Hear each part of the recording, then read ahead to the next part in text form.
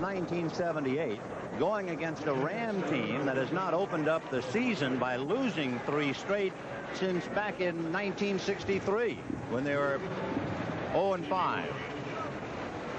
The Rams haven't lost at home to Green Bay since 1966.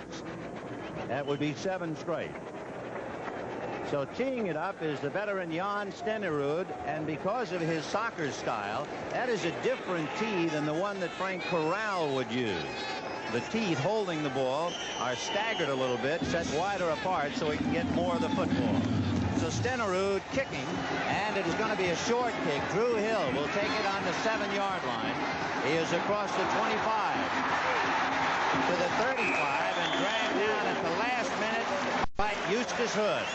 So Hood finally pulls down Drew Hill, and we'll take a look at the Rams with Hayden, Tyler, and Bryant, the running backs. Denard and Waddy are the wide receivers. The tight end is Henry Child, and up front a seasoned line, John, Pankey, Hill, Saul, Hara, and Slater. I think they're going to do a lot more running today, Ben, than they have been. They'll spot the ball at the Ram 38-yard line, so that was a 21-yard return by Drew Hill. Running backs are Cullen Bryant and Wendell Tyler. And Tyler, following Bryant, is dragged down from behind by Mike Butler, who might very well be the best defensive line up front.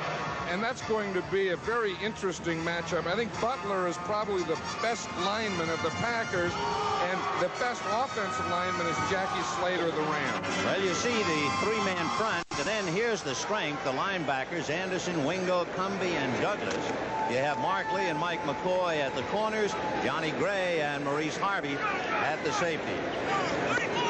So it is 2nd and 9.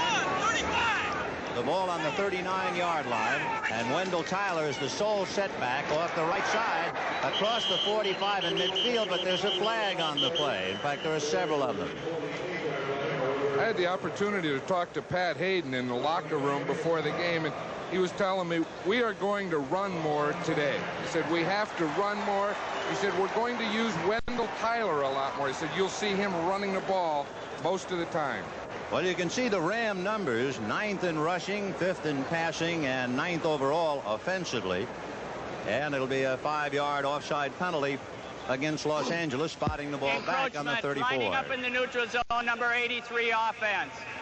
So that's the tight end, Henry Childs, who was guilty of lining up in the neutral zone. Meanwhile, Green Bay, 10th against the rush, 7th against the pass, and 7th overall.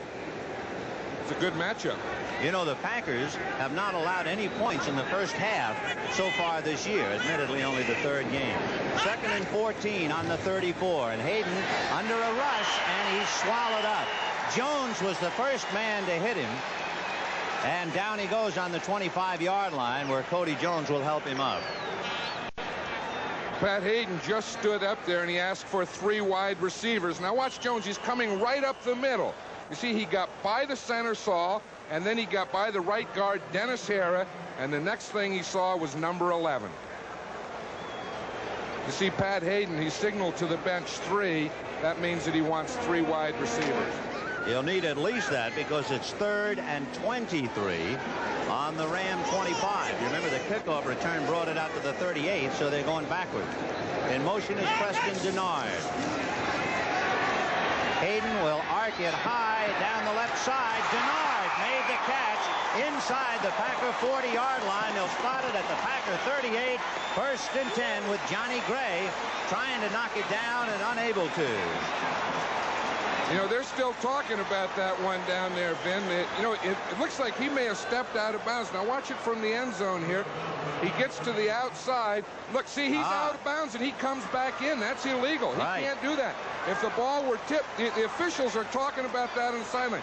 Look, he's out. He catches the ball in, but he can't go outside and come back into the field to play. And the officials just figured that out. And it was a good call. You had Jerry Seaman, the referee, Frank Sinkovich, the umpire. And a good call, as was shown. Denard had stepped out of bounds and then came back into the playing field. So scratch that 37-yard pass play. It also means it will be 4th down for the Rams.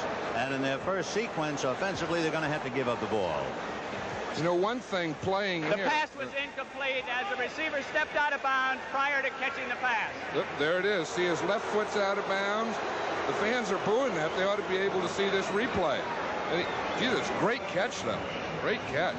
Fred Nixon Good hit. and Johnny McCoy are deep, and Frank Corral, who goes both ways, kicker and punter, will be punting from the Ram 15-yard line. Frank's punt, and it'll be a fair catch for Johnny Gray at the 40-yard line. So the Packers, instead of having the Rams 1st and 10 on the Packer 38, the Pack takes over 1st and 10 on its own 40-yard line. One thing for Green Bay, they come in here to 89-degree weather. Is there any way for a football team to get accustomed to the heat? You know, there's no way that you can become acclimated. We used to study that, and we found out that to become acclimated to weather, you'd have to be there 2 weeks early. And, of course, you can't do that. So the best thing is just to come in, play the game, and get out. Well, we'll see now how the Packers go. 1st and 10 on the Green Bay 40-yard line. Middleton and Ellis are the running backs.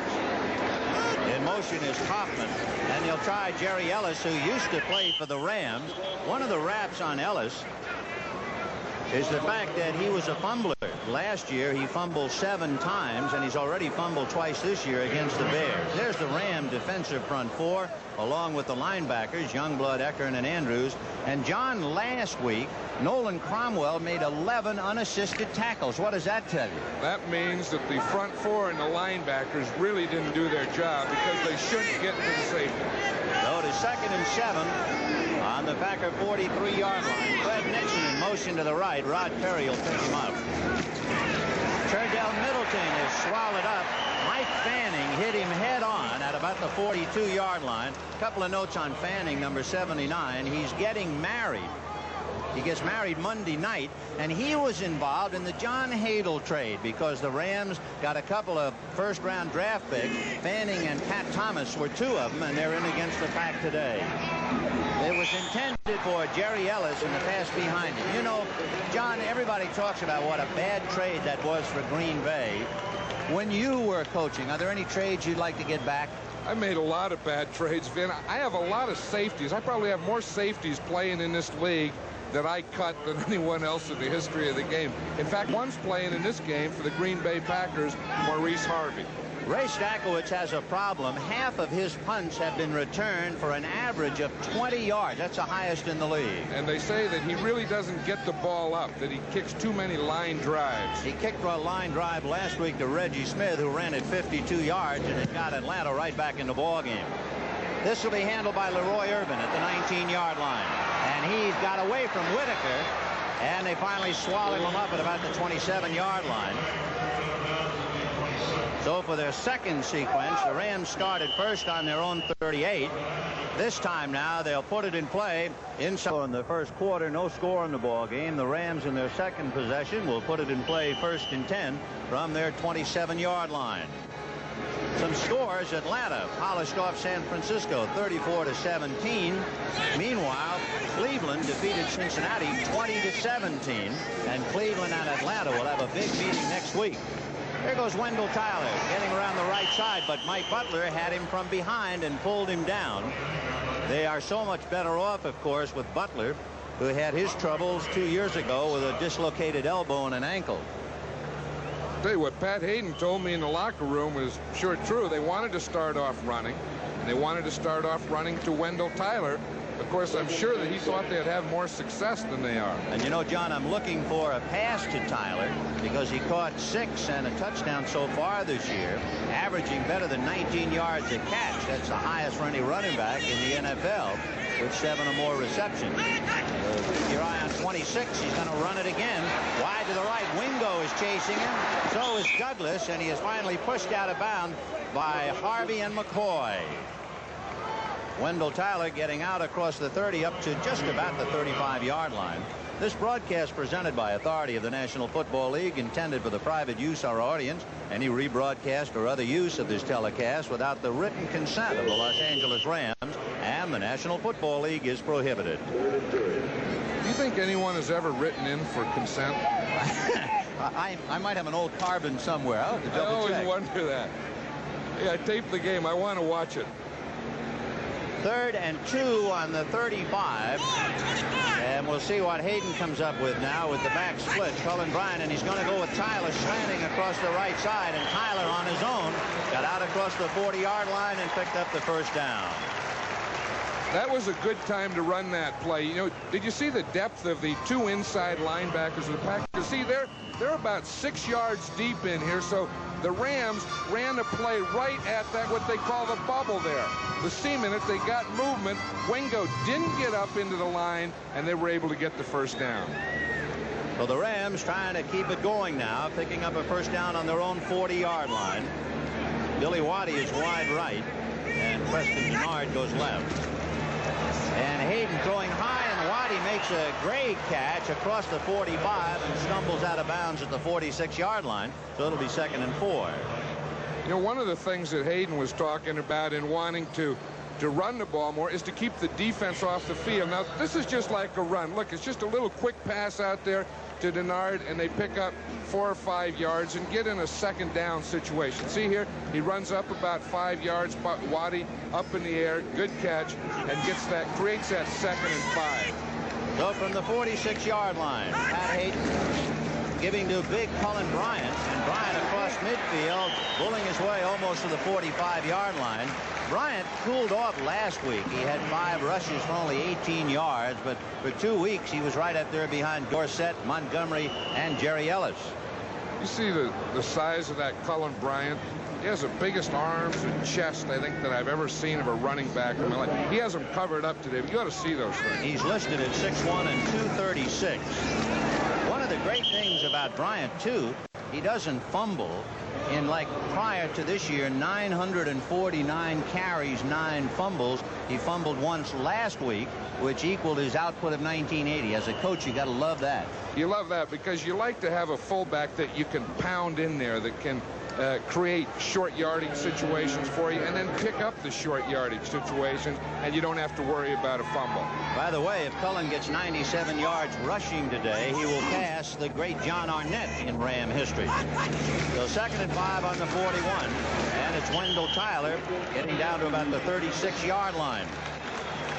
So they're staying on the ground, as you figured. They are staying on the ground. They're staying on the ground with both Wendell Tyler and Cullen Bryant. This is a trap play. He starts to run it to the right in there behind Kent Hill. He looked like he cut in a little too soon and instead of staying outside with Hill. John, don't the Ram offensive linemen do something a little different, the way they play combinations? Well, they do. The whole thing is they don't always have man. They'll start off with areas and block a stunt when it comes to them. That's Cullen Bryant. And Bryant on his own as he got down to about the 25-yard line. He had shed a whole group of tacklers at the 30. It was Saul leading the way for him, and George Cumby finally brought him down. We'll see Bryant go through here, and you see him shed tacklers. I think they're just falling off of him. You see what he turns up. Now, once you get that big body straighten up field, see the shoulders going straight up the field perpendicular, then, of course, he can get hit and still gain 2 or 3 more yards. Johnny Gray, who's 185 pounds, number 25, hit him just under the knee and didn't even make an impression. Bryant this time, however, has run into linebacker country, and down he goes. And that number 59 is a fellow to talk about, John Anderson, who has broken his left arm 3 times. The last time they had to make a bone graft from his hip to his arm, and he wears a protective device, as you can see, on the left arm. You've got to love this game to keep playing after what he's had happen. This is the first time I've seen John Anderson without a cast on his left arm. I thought that was normal. He was born that way. 1st and 10 on the Packer 23. Waddy starting one way, goes the other, and here's Wendell Tyler to the 15, fumble. It's recovered by Green Bay, and I believe it was Casey Merrill, number 78, who picked it off. Tyler fumbles it. Casey Merrill, number 78, picked the ball up, even though Cumby finally came up with it. Watch number 78. That's a disappointed Wendell Tyler. I formation, a little flip. Now watch Bryant get the block out there on Douglas. He springs Tyler to the outside. He cuts back, and right there, the ball pops out. Look, up in the air, boom. Come back and knock off the Rams, and they haven't done that here in quite a while. 1st and 10 on the 15-yard line. Dickey rolling left and then throwing to the left side. Incomplete, intended for Lofton. He had Rod Perry there covering him. John, a question now that we see Lofton. If the Packers sign John Jefferson, will that make Lofton and Jefferson a terrific threat, or will somebody else profit by it? I think someone else will profit by it. You know, you always say that, but the biggest coverage in the National Football League today is a double-double, where they double both outside receivers. So, of course, the thing you have to have in addition to the outside receivers is a tight end and or running back. Well, we'll take a look now, 2nd and 10 from the 15-yard line. Lofton right, and it's Jerry Ellis, who was originally drafted by the Rams. Jim Youngblood hit him head on. And I was talking to Ellis about that yesterday as we see him here, and he felt that he could have made the Ram team. He said he just didn't get a chance. Or he didn't feel that he got a chance anyway. You see Jim Youngblood step right into that hole square. I love that. Here's a 3rd and 9. The ball on the Packers' 16-yard line. Now Kaufman, the tight end, comes back to block. And a quick release and a great catch by Lofton. He just did have one stride on Nolan Cromwell, and he still made a Willie Mays reception for a first down at the 29. Willie Mays or Lofton, because it's a blitz. As we see right here, we see the safety, Johnny Johnson, come, so that was an automatic. Lofton had to run a quicker pattern, and Dickey had to get rid of the ball. If Lofton catches 4 passes today, he's going to climb up another rung in Green Bay history. Atop the ladder, of course, is the great Don Hudson. 1st and 10 on the Packer 29-yard line. Lofton is wide left. Nixon is wide right. Johnny Johnson up on the line, but then backs off again, and it's going to be a fake to Ellis, and a diving attempt by Fred Nixon, no good, on the Ram 45-yard line, and we believe there's a flag on the play in the backfield. There is a flag down here. Bennett was in the area of Pat Thomas here, the left corner, and it could be against the Rams, probably holding. It looks like he had contact after that 5-yard area. There was contact down about 10 or 12 yards. Lynn Dickey, we were talking about John Anderson. How about Dickey? In 1972, he had major hip injuries.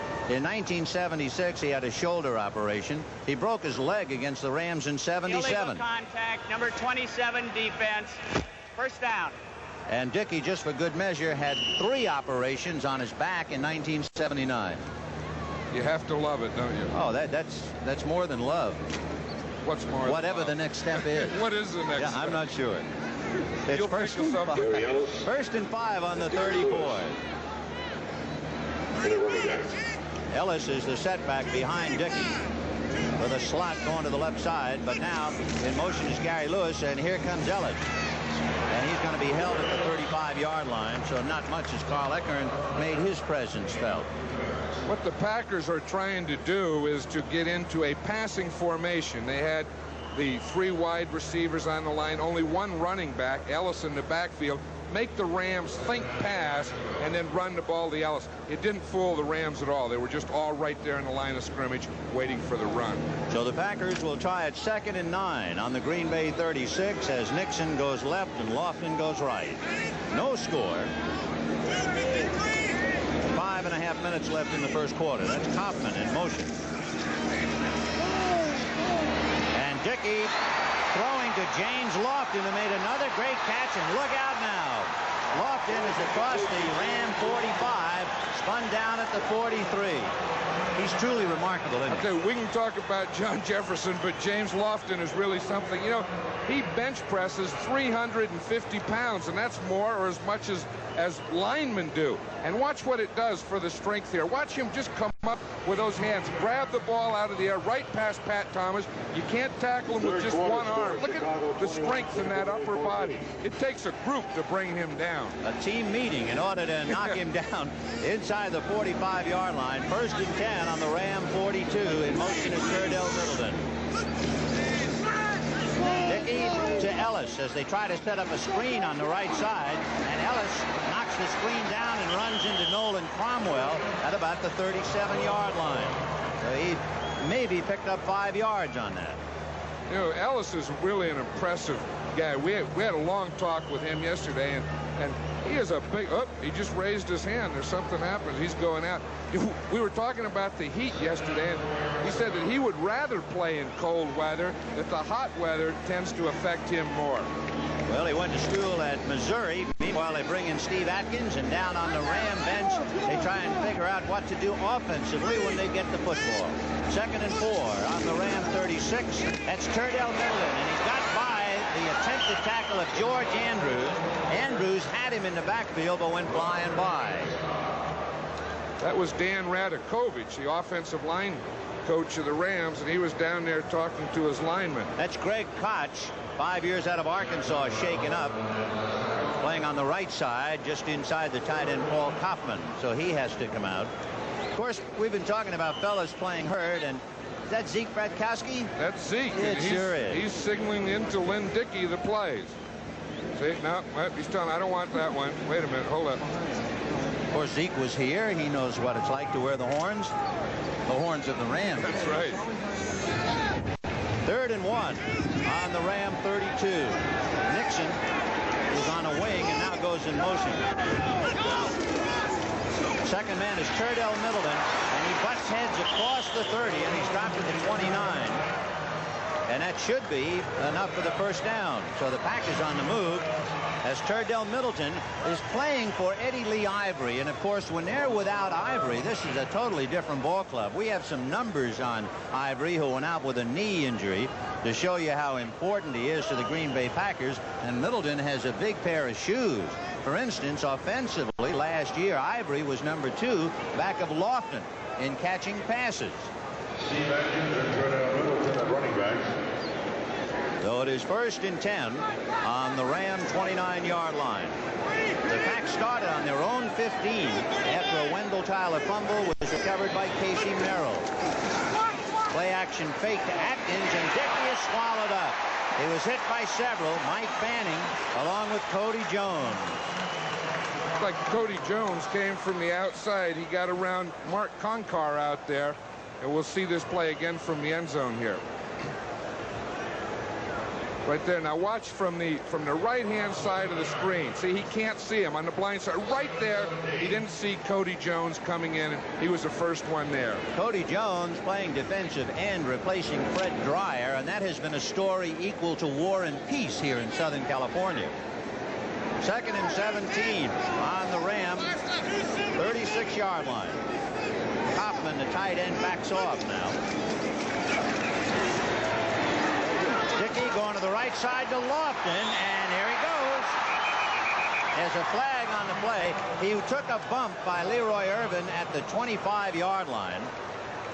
Right. And knocked him out of bounds. And he stepped out of bounds right at the 25. And we'll see the thing here again. Now watch it from the side. We see the two of them. See, it's a slot formation. Both of them start off here together.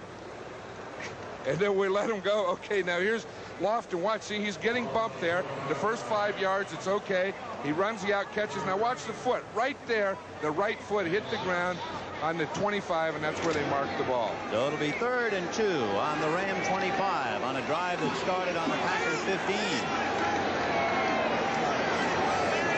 Middleton and Atkins are the running backs. Looking over the middle is the complete pass, and that's to the tight end, Paul Kaufman. We're waiting for him to handle it. Kaufman is quite a story. They call him Hog. He actually was a walk-on as far as a tryout with Green Bay was concerned. John Meyer went to Kansas State to look at somebody else, and this kid said, well, if you don't mind, while you're here, would you look at me? And here he is, and look at his numbers. You know, and that's the way he plays, too. He's a very determined guy. He gets everything that he has out of his ability. You know, in that last play, he lined up in an interesting position. He was out behind the wide receiver like an I formation on the sidelines. So 1st and 10 on the Rams 16-yard line. Dickey with Atkins to setback, and Atkins carrying, and he is hit hard by Jim Youngblood. Dropped at about the 22. Let's go to the NFL Today and an update to Brent Musburger in New York. With Chicago and Tampa Bay tied at 14. Vince Evans pulls out for the Bears from the 8, and on the quarterback draw, he gets in, and after the extra point, Chicago leads Tampa Bay 21-14. Back to Vince Scully and John Madden. Okay, Brent, we have no score here in the first quarter with only 18 seconds left, but the Pack is driving. They have it 2nd and 12 on the 18. Atkins, the setback, and they go slot left. They have Lewis and Lofton, and now Lewis comes out of the slot. And a little quick one to Atkins, trying to beat a one-man screen, and he gets down to about the 15-yard line. The one-man screen was set up by the center, Larry McCarron, and McCarron tried to lead the way. We'll see it again. Now, again, they had that same formation. Out here in the left, they have 2 receivers stacked. They come to the inside. He throws a one-man screen out here. You see it? See McCarron right out in front. He gets the block on Johnny Johnson and then picks up the yardage. The Green Bay Packers starting the second quarter with no score against the Los Angeles Rams. The biggest play thus far, Wendell Tyler fumbling, recovered by Casey Merrill of the Packers on their 15-yard line. And the Pack has moved from their 15 to where they are at the moment, 3rd on the 17, and they need 10 as Ray Malavasi troubled on the sidelines, furious when they had a pass call back and a somewhat, at least for the moment, unflappable Bart Starr. So 3rd and 10. Dickey has completed 6 consecutive passes. You know, that's one thing that I was never described as unflappable. Unflappable. No, you would be never, flappable. No. Yeah, at least. There's flappable John Madden. 3rd and 10 on the 17-yard line. Ellis is back in there now. And Ellis releases. The pass intended for James Lofton. He was bumped by Leroy Irvin, and I think they're going to call pass interference on number 47. They are, because again, that was past the 5-yard area, and they can't bump him before the ball gets to him. Now watch that. That's what they're talking about. Lofton said, I was hit before the ball got there, and it was after 5 yards, and he was right. So the Rams are going to be hurt on that play for sure. After all, it was a 3rd and 10. They had a chance to dodge a bullet except for the penalty, and it'll be 1st and goal from the 2. Pass interference, number 47 defense, 1st down. So 1st and goal. They'll spot the ball on the 2-yard line, and Lynn Dickey, 6 out of 8, but remember, 6 straight. You know, last week the Packers put in Carl Swanke here, a tackle at tight end. They have him in there now. They threw a pass to him. It went for 2 yards. It was the only pass he's ever caught in his life. That's Lewis in motion to the right, and they're going to try Ellis, and the former Rams score.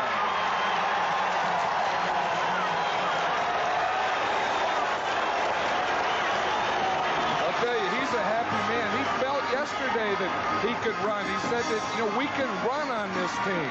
Now watch him down here. He gets in there in that 5 yards. Just put that head down, square those shoulders, know where the end zone, get a little of that dirt flying, get it across that line. In case that's not too familiar a name, he is 3rd among NFC rushers behind Tony Dorsett and Wilbert Montgomery. That ain't no bad crowd to hang around with. That's a very nice crowd. That's the high rent district. So it is 6-0 Packers with 14:51 left to go in the second, and the point by Jan Stenerud is good. And so Green Bay is on the board, taking a lead of 7-0 very early in the second quarter, as you see the LSTD again. 14:51 left in the second quarter in favor of the Packers, 7-0, as Jan Stenerud, who came to this country to ski at Montana State. He didn't kick until his senior year and decided, hey, this is fun, and what a career he's had. Stenerud kicking, and kicking soft. It'll be Drew Hill at the 10, to the 20, to the 25, and stung out of bounds. Jensen, who had just been recently signed, and Randy Scott. That's a great name for Southern California. Number 55, Randy Scott. So the Rams will put it in play, 1st and 10 on their own 25-yard line. For the Rams, it was the 3rd possession. They started on their own 38 and didn't go anywhere. They started on their own 27 and fumbled on the Packer 15, and now they start on their own 25. Out of the eye with Bryant and Tyler behind Hayden.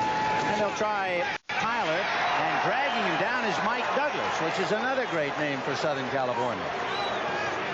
State. You know, he was on the blitz that time, Vin. He started out as the outside linebacker, and I don't think that was on flow. I think that he was coming. They said, they've run enough to this weak side. We're going to blitz and play hard on that corner. Mike was the MVP, the most valuable defensive player on the Green Bay squad last year. We figure to see a lot of number 53. 2nd and 14 on the 22. Hayden with Waddy very wide right under rush from Butler, and Butler serves more than dinner with that one. I'll tell you, and that's against Jackie Slater, and I've always felt that Jackie Slater is one of the underrated players in this game. Now watch him, and Pat Hayden is down injured. Watch Butler here. He starts with his left hand, brings the right arm up underneath, right there. Now watch the shot that Pat Hayden takes, and Pat Hayden is still down, Ben. Which is an absolute disaster for a good kid who has been troubled by injuries. And at the moment, the Pack leading 7-0. John, Butler really hit him. Right, he sure did, and we're going to see it again from the end zone. We'll see Butler coming from the left, from the outside. See, now Hayden's dropping back. He's looking to his left. He's looking away from Butler. Now watch, he doesn't see him coming. He doesn't know it. Then right there, the helmet, and look at that shot that he took. You know, as Hayden is down and slowly gets up on his feet, as we take yet another look as Butler beats Jackie Slater, and of course that's got to really upset Slater for the rest of the day, not to mention what it did to Hayden. For Pat, going out, it brings up the point. Dan Pastorini working out this week. Will the Rams sign him? Would they go to the kids like Rutledge and Kemp? And immediately now you can see that Hayden is very much under duress as they take him to the sideline. Right, and it looks like more than a concussion. It looks like maybe a shoulder or left arm.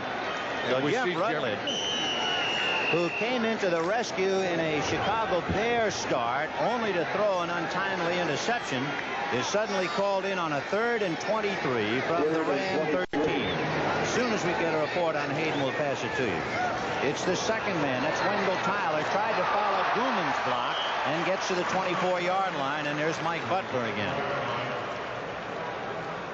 Well, I tell you, he came out of that play, and all he wanted to run was make it look like a pass and run a draw. You know, next week on CBS Sports Saturday, follow the legendary Roberto Duran on his comeback. He'll take on the newly crowned European super welterweight Luigi Mincio. That's next Saturday for the drama. One of sports' most fascinating stories continues, 4:30, 3:30 Central and Pacific on CBS Sports Saturday. There's drama on the sidelines as they minister to Pat Hayden. Meanwhile, Frank Corral will be punting again from his own 10-yard line. Deep is Fred Nixon, standing on the Packer 33. Corral kicking to Nixon at the 33. Fred is to the 40, and they put a sandwich on him and dropped it. Doug Smith was there to hit him first, along with Arnold, and there's a flag on the play. That's Dr. Bob Curlin just to the right of Pat Hayden. Meanwhile, let's get the call after that return. The flag is at the 45-yard line, and the ball about the 43. Bob Curlin on the right is an orthopedic surgeon. Internist Toby Friedman is on the left. Trying to figure out if you can guess by which doctor is talking to him to the extent of the injury. Look like they both are. They look like a team during the run back. Look like a whiplash. You know, the way he was hit, his whole body just kind of I was thinking of the collarbone because Butler hit him just about there on the left side. 12:55 to the half, 7-0 Packers. The field, a blow to the sternum is the first report, John. And they'll take him in the locker room now, Ben, and have x-rays right in the locker room. 1st and 10 on the Packer 33. Dickey handing off to Turdell Middleton, and he just about got back to the line of scrimmage. As soon as we get a further report, we'll pass it along to you on Pat Hayden. You know, we had talked about quarterback controversy in Los Angeles. That has really been the story, I guess, of this franchise, as we see that Jerry Ellis is down what looks like a knee or ankle. And of course, again in 1981 is brought to the point as Hayden is carried out. But you can go back here to Bob Waterfield and Norm Van Brocklin and just keep turning the pages, and we'll do that for you a little bit later on. Up here and walking away. He'll never live that one down. 2nd and 10 on the Packer 33. Lofton goes wide right. Fred Nixon is wide left. Here comes Middleton. And he gets across the 35-yard line. There's a flag on the play. Carl Swanke, number 67, trying to lead the way for him. And it's something against the Packer offense. That's the, yeah, it's holding right there. That's the umpire calling that. And he saw something right in the middle of the line when the ball just started to move. We got a report that Jerry Ellis, who scored the Packer touchdown, had hurt his left ankle, the reason he had to leave. So without Ivory, without Ellis, the load now will be shared amongst Turdell Middleton, Steve Atkins, and Jim Jensen, who they just signed recently. Harlan Illegal Huckleby use of might hands, get in. number 69 offense. Tampa Bay and Chicago. Look at those Bears on a great run back, leading Tampa Bay 21-17 in the 4th. The Saints and the Giants are back at it. No score in the 2nd quarter. Denver on the boards, leading Baltimore 7-0 early in the 2nd quarter. The Giants don't like to score in the first half. No, they don't want to, you know, don't wake up a sleeping giant. They keep that juggernaut under wraps. 2nd and 20 on the 23. That is some juggernaut, John. That's Kaufman, the tight end, who's coming out of the backfield. To the 25, to the 30, to the 35, to the 40. Swung out of bounds by Rod Perry at about the 43-yard line. So the tight end was in the backfield once before, and this time it was as if he was playing halfback. Paul Kaufman has lined up all over the field today, Ben. We saw him once. He was outside behind the wide receiver. We see him as a tight end. We'll see him here now coming out of the backfield. See, he starts and then he'll swing out. He'll swing out right here on a running screen. The line's out in front of him. He gets that big body going up the field. There aren't too many Rams around that are too interested in getting in there. Now it's a very big play. If Green Bay expects to keep it going, they have a 3rd and 1 on their own 42-yard line. So let's see what number is called with Atkins and Middleton behind Dickey. Whoops. Now let's see how it's ruled. Did they jump or were they drawn off? That's Reggie Doss, number 71. But number 71 defense. So Reggie Doss is guilty of the infraction. Green Bay says thank you very much, and they pick up the 1st down. There is Jerry Ellis working on that ankle, John. Right, you know, he was hit by his own man. One of his blockers in front of him, the lineman, was blocking and went back and whipped his legs from behind. Reggie Doss, a big man at 267 pounds, spelling Larry Brooks. I have a question to ask you about, we've already talked about whether you believe the speed they put in the press guide. So-and-so runs a 40 and 4.5. I want to ask you about weight. But first of all, 1st and 10 on the Packer 47-yard line. Dickey on a play-action fake to Atkins, looking right, throwing low to Fred Nixon, so we've got a shot at it. After 7 in a row, Dickey misses a pass, but there's a flag on the play. What about weight, John? Are these fellas honest, or are they up to tricks? Well, you know, they have weights that they're given by the coaches, and sometimes they don't agree or like that weight.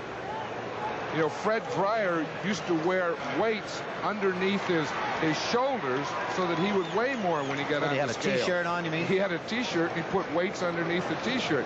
Bill Bain, a backup guard, has a magnet that he can hold in his hand, and when he gets on the scale, he weighs 12 pounds less. They say the only guy that's constant is Murphy, Big Phil Murphy, because he weighs 300 pounds. Number 82 offense. And that's as high as the scales go. So when he gets on, they just say Murph 300. And every week he's the same, and that's the only one. I'm not going to buy then all the weights and all the speed I read about as it's 2nd and 20 on the Packer 37-yard line. Did you ever have anybody with Oakland who was notorious for monkeying around with his weight? I didn't worry too much about weight. I just evaluated how they played. There's Kaufman out there again, is behind the split end. 1st and 20 on the Packers 37-yard line.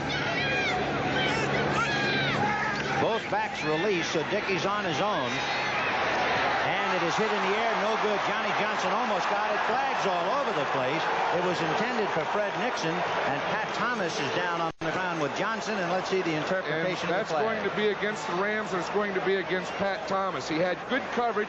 He got a little over anxious, Ben. See, and they're just telling us about it there now. He got a little over anxious, and he made contact before the ball got there. Pass interference. Now watch number it again. It's against number 27, Pat First Thomas. down. And we'll see Fred Nixon, 84, running up here. He's going to run it in. See him start in. Now the ball still isn't there. You see, we had the contact as Thomas was coming to the outside of him. He hit him before the ball got there. Well, because of the pass interference, it is 1st and 10 on the Ram 42 for Green Bay. They started on the Pack 33. The 21-yard interference pass. Dickey looking right. Off the hands of Jim Youngblood and almost but missed by Pat Thomas. And it was intended once again for Fred Nixon. I'll tell you, if Pat Thomas would have picked that ball off, he had a free lane right down to the end zone. You know, we talked earlier about the John Hadel trade and the draft choices the Rams got. Among other things, they got Mike Fanning, who's playing today. They had Monty Jackson, who went on to Oakland. They had Jeff Reese, who's no longer playing. They needed a draft choice for compensation to get Ron Jesse, and they also used a draft choice to pick up Pat Thomas. So that was indeed a memorable trade. Coming up at halftime, Brent Musburger brings you the highlights of all the NFL action. So stay right with us. We'll also have a look at Roberto Duran as he gets ready. 2nd and 10 on the 41, and Dickey has the house fall on him. Joe Harris is in there along with Leroy Irvin. Well, they came on a blitz. They brought the linebacker, Harris, who we see here, plus Irvin, and Dickey really didn't drop deep enough. Watch, he takes a 1-2, a 3-step drop, and there's no way that you can keep off a safety blitz with a 3-step drop. He didn't have a chance. Well, it is 3rd and 16 on the Ram 47. We have 11:25 to the half, and the Packers are leading 7-0. The Rams committing a big flaw on Wendell Tyler's fumble, and the Packers recovered on their own 15 and went all the way to the TD. Dickey, under some heat, is going to run to the 40, 35, and fumbles. It's going to be picked up by Leroy Irvin, and Irvin is finally knocked out of bounds at the 44-yard line. Leroy Irvin picking up the Lynn Dickey fumble. The Rams are happy, the fans are happy, but Lynn Dickey isn't. As you see him run off the field, he really doesn't run much, Ben, and he doesn't like to. He got out there in the open. He was just looking for a place to fall, and he probably should have fallen sooner. They can cash it in. 1st and 10 on their own 44. Waddy goes wide right. Denard goes wide left. Tyler and Bryant out of the eye. That's Jeff Rutledge, number 8, at the wheel. And he gets stunned, fumbled after the whistle. Casey Merrill hit him. Merrill, the same man who recovered the fumble of Wendell Tyler earlier. He's another fella out of Cal Davis from down his part. He was a wrestler in college, had knee surgery in '79, and watch him come charging Rutledge. Now watch the pass protection here, Ben. Here's Jackie Slater, 78, working against Butler, 77, and it looks like Butler got by him again. I thought after that happened once, it wouldn't happen again. Well, it is 2nd and 19 back on the Ram 35-yard line. Tyler is the sole setback. Here comes Wendell on the right side, following Jackie Slater's block. And he took a punishing lick from Maurice Harvey, number 23. You know a little bit about Maurice Harvey. I do. We drafted Maurice Harvey, and I'll tell you one thing. He is really a hitter. You know, that looks like a little man there, but that's a big body. He's 5'10", 190, they say. Right, and when he makes contact, he really jolts you. But he sure laid a lick on Wendell Tyler. And then you ask, why did we waive him? Yes. I don't know. Well, we had Jack Tatum. That was one reason. Talking about hitting. 3rd and 10 on the Ram 44. Tyler and Mike Gooman now in there at running back. Over the middle to Tyler, and he won the wrestling match. He beat Johnny Gray at about the 47-yard line, but that's only a pickup of 3, so the Rams are going to have to give up the ball. Again, this is one of the things that really upsets me. Of course, we have Jeff Rutledge in there, a backup quarterback, and he didn't have a chance. Did you see Douglas coming from the outside? But on third down, you like to get your receivers up past the first down mark. John, when you were at Oakland, you had fellas like George Blanda and Darryl LaMonica. Then you had Kenny Stabler. You had some quarterback doubles up there, so to speak. I loved it because I always wanted competition. I wanted guys behind that wanted to play. That was great. I never wanted to reverse a guy that didn't want to play. That'd be terrible. Here's the punt now, and Fred Nixon standing at the 15-yard line. Got away from Joe Harris. Still on his feet, and down he goes. Ivory Sully hit him at the 25-yard line, and he spun forward to the 27. And there is a Packer hurt on the play. It's Whitaker. Is first and 10 on the Green Bay 27, 8:47 to the half, and the Pack leading 7-0. And Pat Hayden is out, having been injured. This is Atkins. You know, John, a few minutes ago on the punt, it looked like Fred Nixon gave half of a fair catch call, and I wonder, as we maybe look at it again, whether you teach a punt receiver to kind of hedge on the fair catch, trying to confuse the coverage coming downfield. Well, we always did, you know, especially the old one where you would signal for a fair catch, make them come under control, and then block them so the ball would get to go into the end zone. That one just looked like hesitation. Of course, you better block above the waist. Well, now you can't block. Second and 10 on the 27-yard line. Koch helping Jack Youngblood up. Illegal snap. A busted play and a false start against the Packers. They can duck in a couple more scores. Atlanta, after a narrow escape last week, pulverizing San Francisco 34-17, and they will meet Cleveland, fresh from beating Cincinnati 20-17. We'll be looking at that one next week, John. That ought to be a barn burner. That'll be a great one. Yeah. I think Atlanta may be the best team in the NFC right now. Vince Evans has Chicago on the move, 28-17. And here's next Sunday, Atlanta at Cleveland. We'll look at that one. Minnesota at Green Bay, the Giants at Dallas, and the Saints at San Francisco. Check your listings for the game and time in your area, beginning with the NFL today. Second and 15 on the Packer 22, with 8:10 left of the half. Here comes Atkins. Boxed in by Perry, and he fumbled. Picked up by Joe Harris. Harris is to the 5, into the end zone. What a hit by Larry Brooks to trigger the fumble.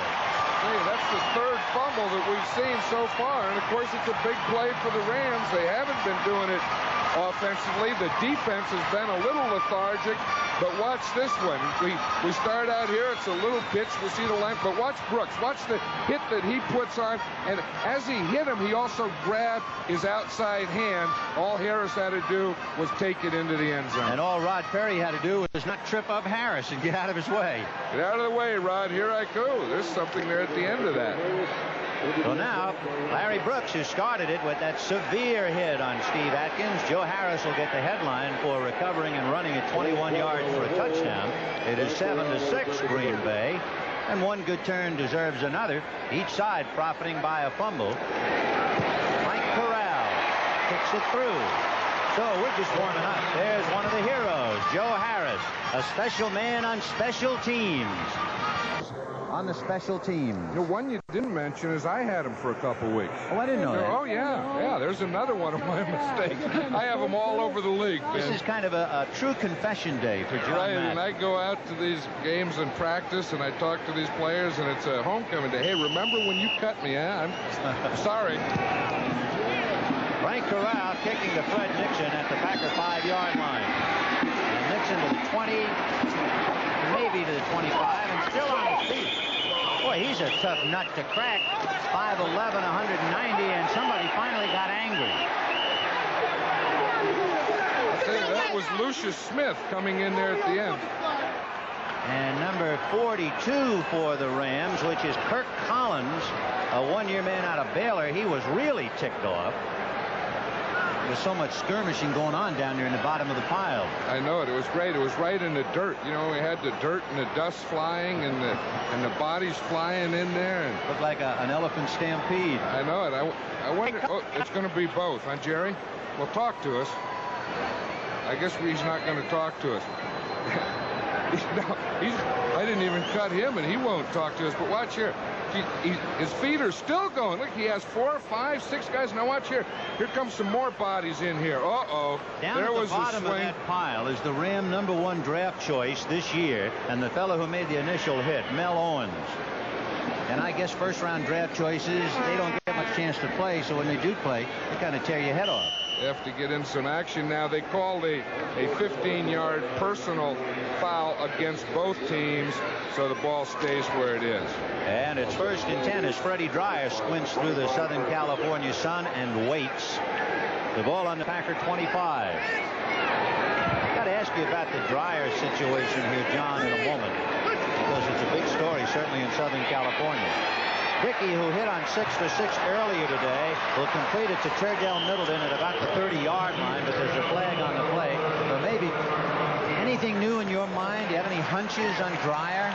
I think so. I think that it'll be resolved next week. I would expect that today may be Fred Dryer's last day in a Ram uniform. And also seeing Pat Hayden go out, that might also force the other issue as far as Pastorini is concerned. I wouldn't be surprised if maybe Fred Dryer would be leaving the Rams and Dan Pastorini would be joining them. That would be an educated guess. It's some kind of guess. Number 68 offense. So that's against Greg Koch. Bart Starr a little bit ticked off on that holding call, so the ball is back on the Packer 15-yard line. 1st and 20 on the 15, but of course that's where the Packers started when they finally went on to score after Tyler's fumble. They recovered on their own 15. 1st and 20.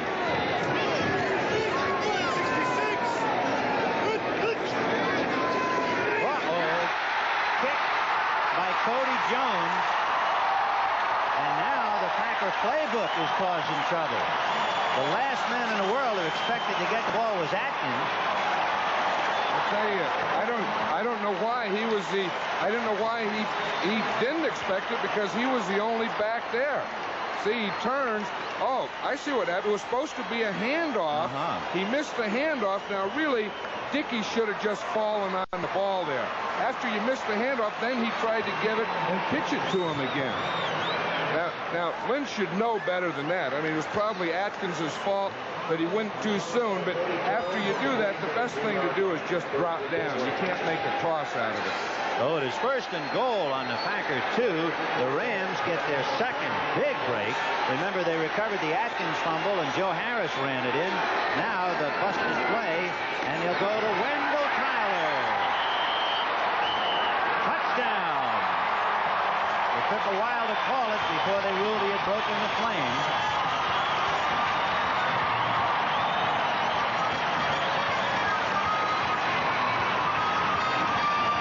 Well, we had said earlier the Packers had not allowed any points in the first half this year. They haven't allowed any. They've just given them away. Watch this. The Packers are down low. Now Tyler will come in following a lead and leap for 4 yards right over the top. Look, he's still fighting. Now that all the ball has to do is break the plane of the goal line. Did you see him put the right arm out there with the ball? That broke the plane. That means touchdown. And it also means a 13-7 Ram lead. And Frank Corral, who has kicked 56 consecutive points, trying for 57. It's a Heinz variety. It's 14-7 in favor of Los Angeles. Bryant was taking care of Cumby, and Wingo tried to hold a flying Wendell Tyler, but he couldn't do it. So thanks to the Packer generosity, the Rams are leading 14-7. And the Packers have plenty of time to go back in to the dressing room, at least even, and then some. You have 7.5 minutes. A quick shot of Lynn Dickey, frustrated on the sidelines. Fred Nixon is standing on the Packer 5-yard line. And Corral not kicking that deep, and Nixon this time will take it from the 3 to the 15, 20. Joe Harris is the first man to wrap him up, and then Mike Gooman, number 44, on top. But it was Harris once again making an unheralded play this time. You know, we can talk about the strengths of teams, but these turnovers have so much to do with wins and losses. Look at the teams that in 2 games have had a lot of turnovers. All 0-2, 0-2, 0-2. Yeah, but let me ask you something. Supposing the Packers have 5 turnovers today, but supposing the Rams have 4 turnovers. Well, that's the most important thing. It's ratio of turnovers. I used to hate to have turnovers, but I figured if we're going to have some, then let the other team have the equal number and we'll be okay. You know why I asked you that? Why? Because you taught me that. 1st and 10 on the Packer 23. Jim Jensen, who was just recently signed, used to be the big running back for Denver, now is the setback. Lewis in motion. Dickey looking left and going left. And he's got his man Lewis, and so does Johnny Johnson, and he was stepped out of bounds. You know, talking about that and turnovers, there was really no reason for that last one. It looked like the Packers offense is just starting to self-destruct on that last one. Now here, Dickey's coming back, getting the ball, you know, throwing, getting a first down, getting the ball out there, 2nd and 1. That's another thing, I guess. The Rams are not looking for too much offensive firepower now that Hayden is sidelined. Would you expect them to be very conservative offensively? I think they were going to be anyway. You know, before Pat Hayden got hurt, I think they meant to be more conservative. You know, sometimes when things are going bad, 0-2, you tend to become more conservative. Well, Dickey turning Jensen loose, and Jensen upended on a beautiful hit by Pat Thomas and cartwheeled him at about the 37-yard line. A note on Jim Jensen: he was originally a 2nd-round choice from Dallas and traded to Denver. Now, that was a little funny handoff there. That was a combination between a handoff and a pitch. Did you see that? He started the handoff and then gave a little pitch. And look at this right at the end. Watch Pat Thomas. He knows right where to go. He doesn't take them on high. He makes them do somersaults. By the way, Jensen missed the 78 season because of a knee injury, and that was close to another one. 1st and 10 on the 38. That's Kaufman, who is everywhere today. And it's a draw to Jensen. And he is met by Eckern and Youngblood, and he still fought for a couple. So Jim Jensen, who was Denver's #1 rusher last year, he rushed for 476 yards and also caught 49 passes. Watch the draw here. See the line? They make it look like pass protection. Get those tackles up the field, and then Jensen had the hole until he ran into Carl Eckern, number 55. So it is 2nd and 6. The ball is on the Packer 42. They started on the 23. Middleton is back in there, the deep man behind Jensen. And they'll try Turdell. And so does Jack Youngblood, and he got away from Jack Youngblood. And he's still going. He needs a block from Jensen on Perry, and he's going to be caught from behind. Johnny Johnson caught him from behind because Jensen couldn't get the block. Wow. Or maybe had Middleton stayed to the outside. It looks like he didn't have to make this cut to the inside, but look at the great moves that he makes here. There's Youngblood. Jack has him by one leg. He said, I can't get there. I got to go to the other side. Let me see what I can't go there. I got to go back to the other side. Now I better get going upfield. Okay, Jensen, 33, go and get a block for me. Now he should have stayed out. Stay out there. Stay out there. See, when he cut back in, then that gave Johnny Johnson time to catch him from behind. So he went 34 yards on that play. It's 1st and 10 on the Ram 23. That was quite a run by Turdell Middleton. He needs a breather. Jensen carrying the ball literally like a loaf of bread. Well, I think, you know, they had the trouble. Of course, Ellis is out with an injury. They had Atkins play fullback, the 2nd fullback, and they probably said, look, Jim Jensen, we're having too much trouble in there. You go in there, just hold on to the ball. That's what Bart told him. Isn't that right? Yeah, thanks, Bart. Oh, but there's a signal for the next play. He said, just hold on to the ball and get us some yards. Well, it is 2nd and 8 on the 21. You're the master of the understatement. You know that? Wide right is Fred Nixon, and left is James Lofton.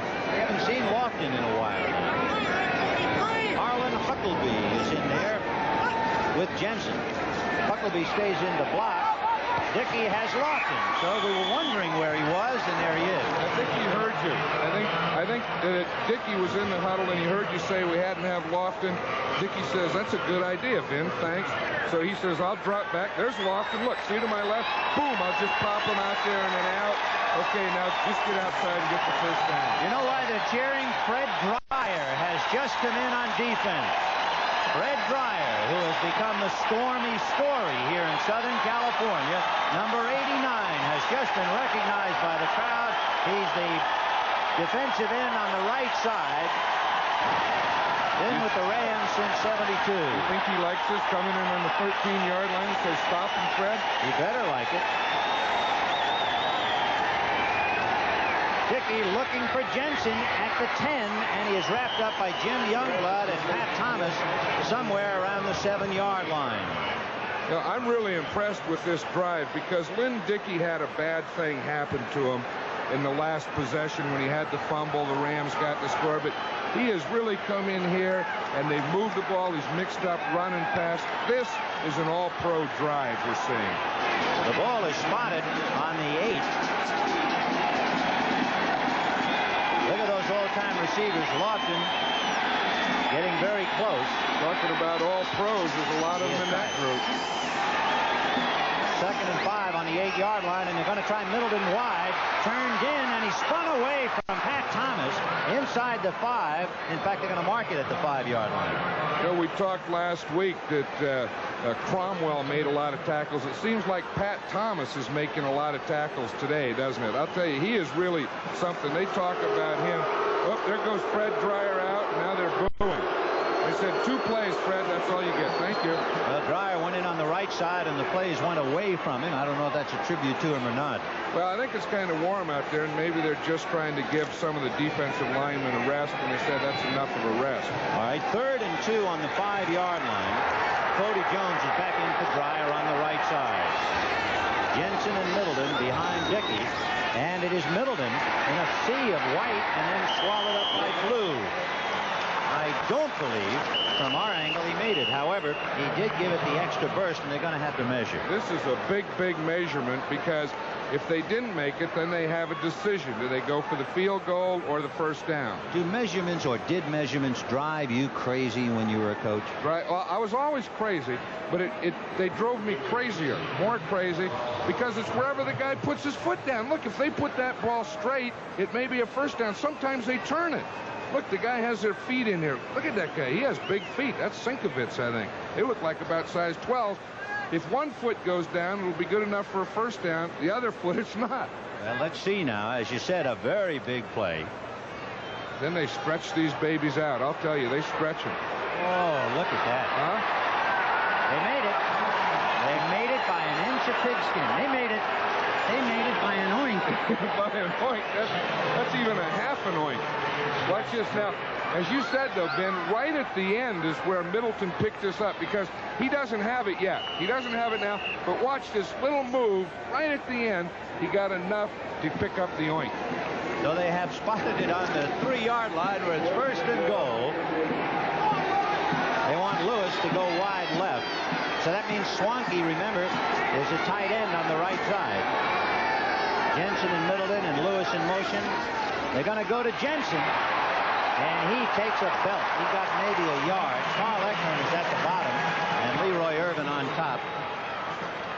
The Rams, of course, had Reynolds go and Brzezinski go. I was just going to say that. And Carl Eckman looks like he's doing a good job of filling in. He leads his team in tackles, and he stopped Jensen right in his tracks. And you have to do that on a goal line. We have a little time. It was furnished by the National Football League, and that message is furnished by the Green Bay guys from Pulaski. Pulaski, he ought to be playing left defensive tackle in the short yardage defense. They tell me the temperature back at Green Bay the other day was in the 40s. Didn't you say that Jerry Ellis said he worked out wearing thermals? He was saying that last week in practice he was wearing thermals, and yesterday was about 95 degrees. Well, we have 2 minutes to the half. It is 14-7 Rams, who have capitalized on 2 big Packer mistakes. And now the Packers trying to get a move on. Starting from their own 23, they've moved it 2nd and goal on the Ram 2 as they try to get even. Jensen and Middleton behind Dickey. They'll go to Middleton. And Middleton butts heads with Eckern again, and he didn't make it. Reggie Doss at the bottom, and Carl Eckern hit him head on. Well, we probably wondered why we saw Cromwell on the side. You see, he comes out in short yardage, and they have the extra linebackers in there. Now watch here. Middleton looks like he has the hole. Eckern makes the tackle, doesn't let him allow to get that extra fall forward. So now they need about an oink and a half. Well, Turdell Middleton has a nickname, TD. Let's see if they call him again on the 3rd and goal from the 1. Kaufman, the tight end, is on the right. They go to Jensen. He didn't make it.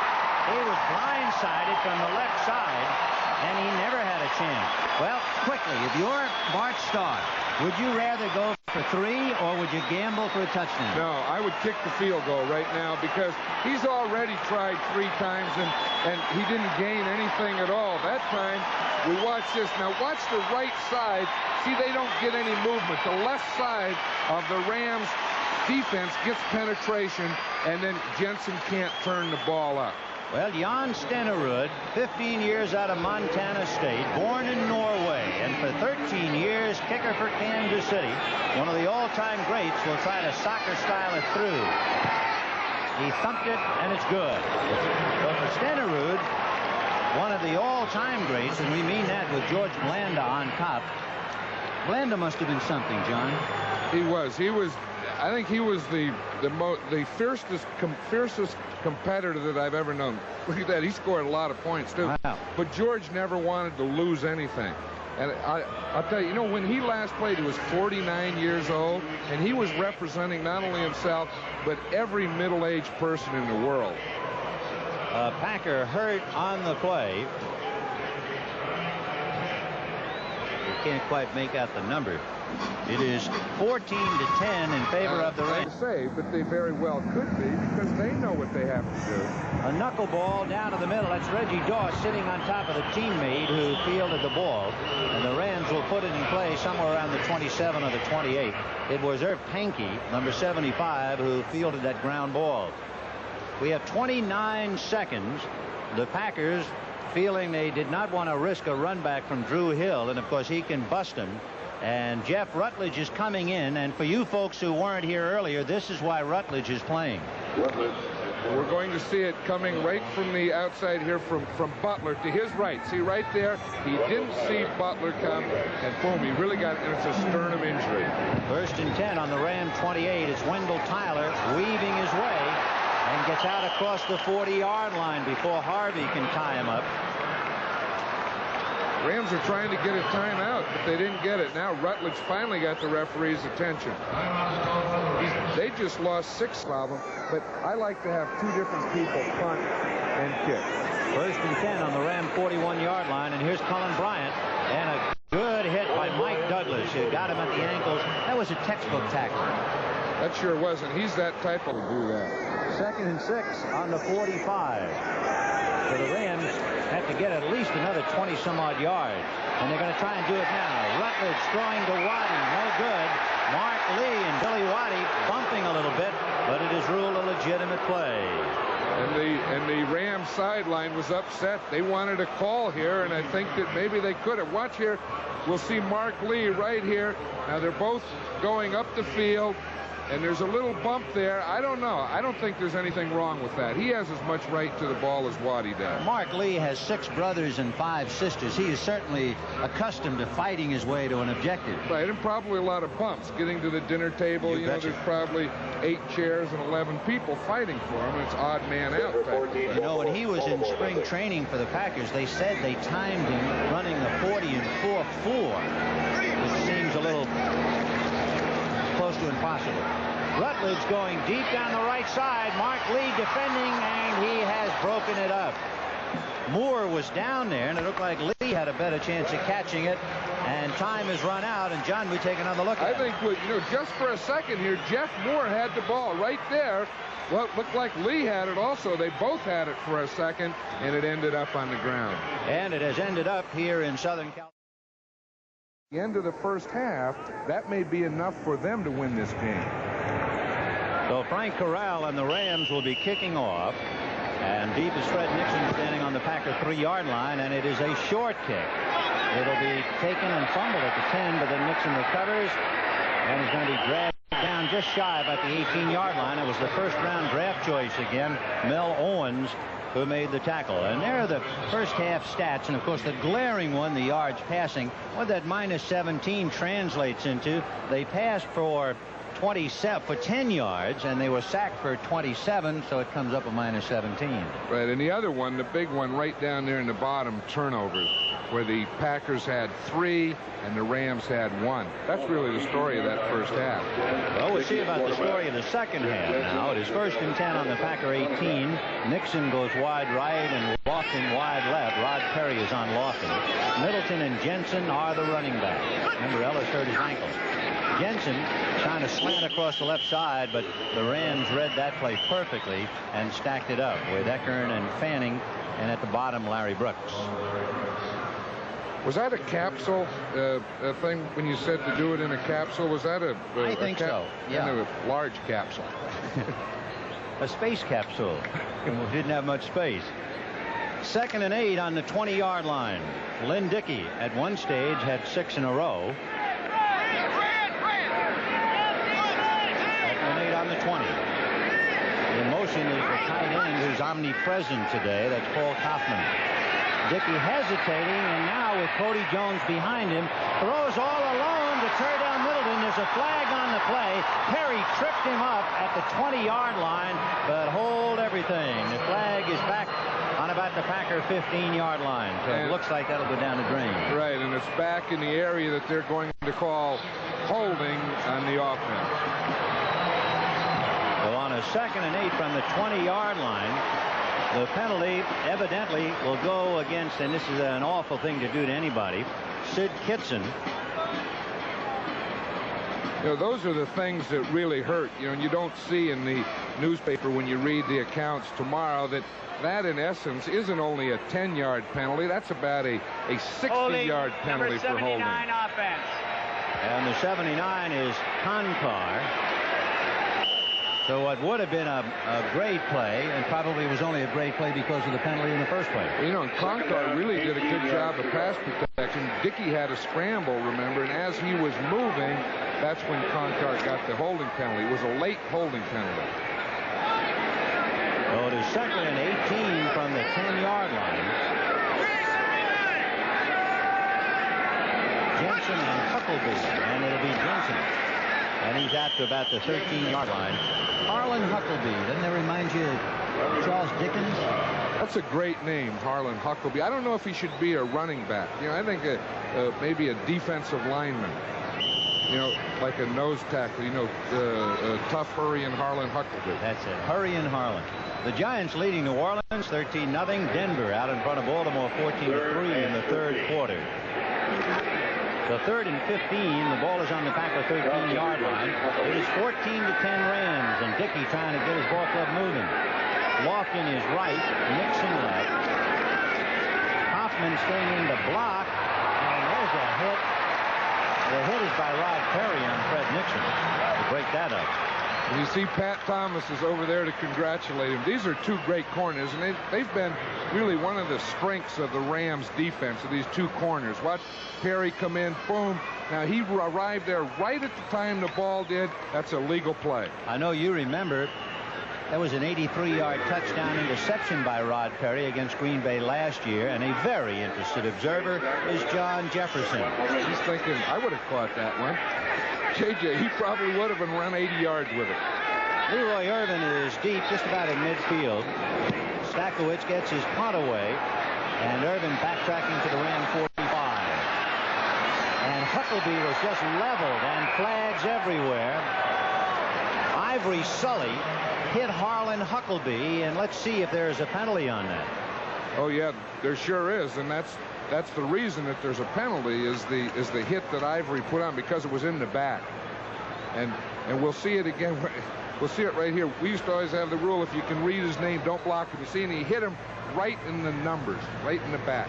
So Harlan Huckleby is clipped by Ivory Sully, and in a moment that penalty would be exacted against the Rams. By the way, we get a report that Pat Hayden is in street clothes and is now on the Ram bench. In fact, he is seated on the bench with Doug France. And the preliminary report we got was that Hayden dodged a bullet, that he could have been seriously injured, and the preliminary x-rays show he was not. There is Pat. sitting with another fella banged up, Doug France, who has a bad shoulder. Yeah, and they're talking about it. Looks like Doug France was pointing to the position where it happened. And illegal block above the waist from the rear, number 37 on the return. You can't do that when they're talking. You can't talk. But what I was saying was, you know that Pat Hayden never did see that coming, and I think Doug France was explaining it to him. You know, the only time we can't talk when they count down to 1 and they're down to 2, 1, adios. It is 1st and 10 Rams on their own 35-yard line. Rams leading Green Bay 14-10. Cullen Bryant and Wendell Tyler behind Jeff Rutledge, who is in at quarterback for the injured Pat Hayden. That's Tyler. Mike Douglas grabbed him from behind as he got across the 40-yard line and dropped him at about the 42. You see Mike Butler run through there, number 77. They didn't even block him, and Tyler ran right by him. Butler saying, what happened? Let's watch it from the rear here. We'll see. Right on the right side, we'll see Butler come up the field. See right there, and Tyler just ran right by him, cut inside. Look, there's Butler saying, where'd he go? Oh, there he is. We got him. I'm okay. Mike Douglas trailed the play all the way. So it is 2nd and 3 on the 41-yard line of the Rams. Justin Denard wide left. They're going to stay on the ground. And John, I guess, with the rookie at the wheel, they're going to stay close. There's Pat Hayden. You can see the left arm is getting some support. A severe bruise somewhere on the ribs or up around the sternum, the collarbone area. I would think so, because that's usually how they would do that, for the sternum or collarbone. And then maybe that thing around the waist could also be for the rib. It is 1st and 10 on the Ram 46. A hard-working Cullen Bryant is the short man out of the eye. Second man, Tyler, started right, cut back, and he cut into the hands of a couple of defenders. It was still a good move, and that's John Anderson, number 59. He's the man who broke his arm 3 times. We'll see this again. It looked like it was a delay type thing. See, he starts in, bounces to the out. Look at those cuts. He's with great balance and movement. Now he's making a few moves, and of course it didn't have any effect on John Anderson because he was coming from the side. You know, Wendell Tyler only had 30 carries all last year. So the Rams have to be better now that he is physically better. There's a lick laid in there on Cullen Bryant by Cumbie. Last year, Wendell Tyler had a dislocated hip in an automobile accident in July. Later on, a hyperextended elbow. Meanwhile, Bryant, of course, 6'1", 236, he just grinds him out. He sure does. And I'll tell you, that's not fun for those linebackers to have to sit in there, take on a block of a big guard like Hera or Hill coming on them, and then after they get rid of that, boom, they have to take on Cullen Bryant. Look at this one. They're doing in New Orleans, 20-0. The same New Orleans team that upset the Rams last week. Rutledge is going to be grabbed by Casey Merrill, and Mike Douglas is holding on to Merrill. The big Casey was in there. Remember, he recovered the Tyler fumble earlier that led to the first Green Bay touchdown. Let's see if we can see Casey Merrill again. I think that this is, of course, the Rams haven't passed a lot, but this is probably the worst job of pass protecting that I have ever seen them do. The quarterback just doesn't have a chance. Of course, a lot of people should have pointed that out before Pat Hayden's injury. The offensive line for the Rams has gotten a lot of tremendous publicity about how good they are. Well, they are good. They're really quite a group. But look at that, 4 sacks today. You shouldn't allow that many in 10 games. 2nd and 25 from the 42. Rutledge high down the middle is Drew Hill. Just overthrew him, maybe 1 step. That was wide open. That was one of those double zones where the safeties both rotated to the outside. And we'll see Hill get right into the middle of it. Now, of course, we watch the pass protection here. It's a stunt. They pick it up. Oop, Rutledge looks to the right, finds Hill in the middle. Look, both safeties had rotated to the outside, and there was nothing between Drew Hill and the goal line except grass and dirt.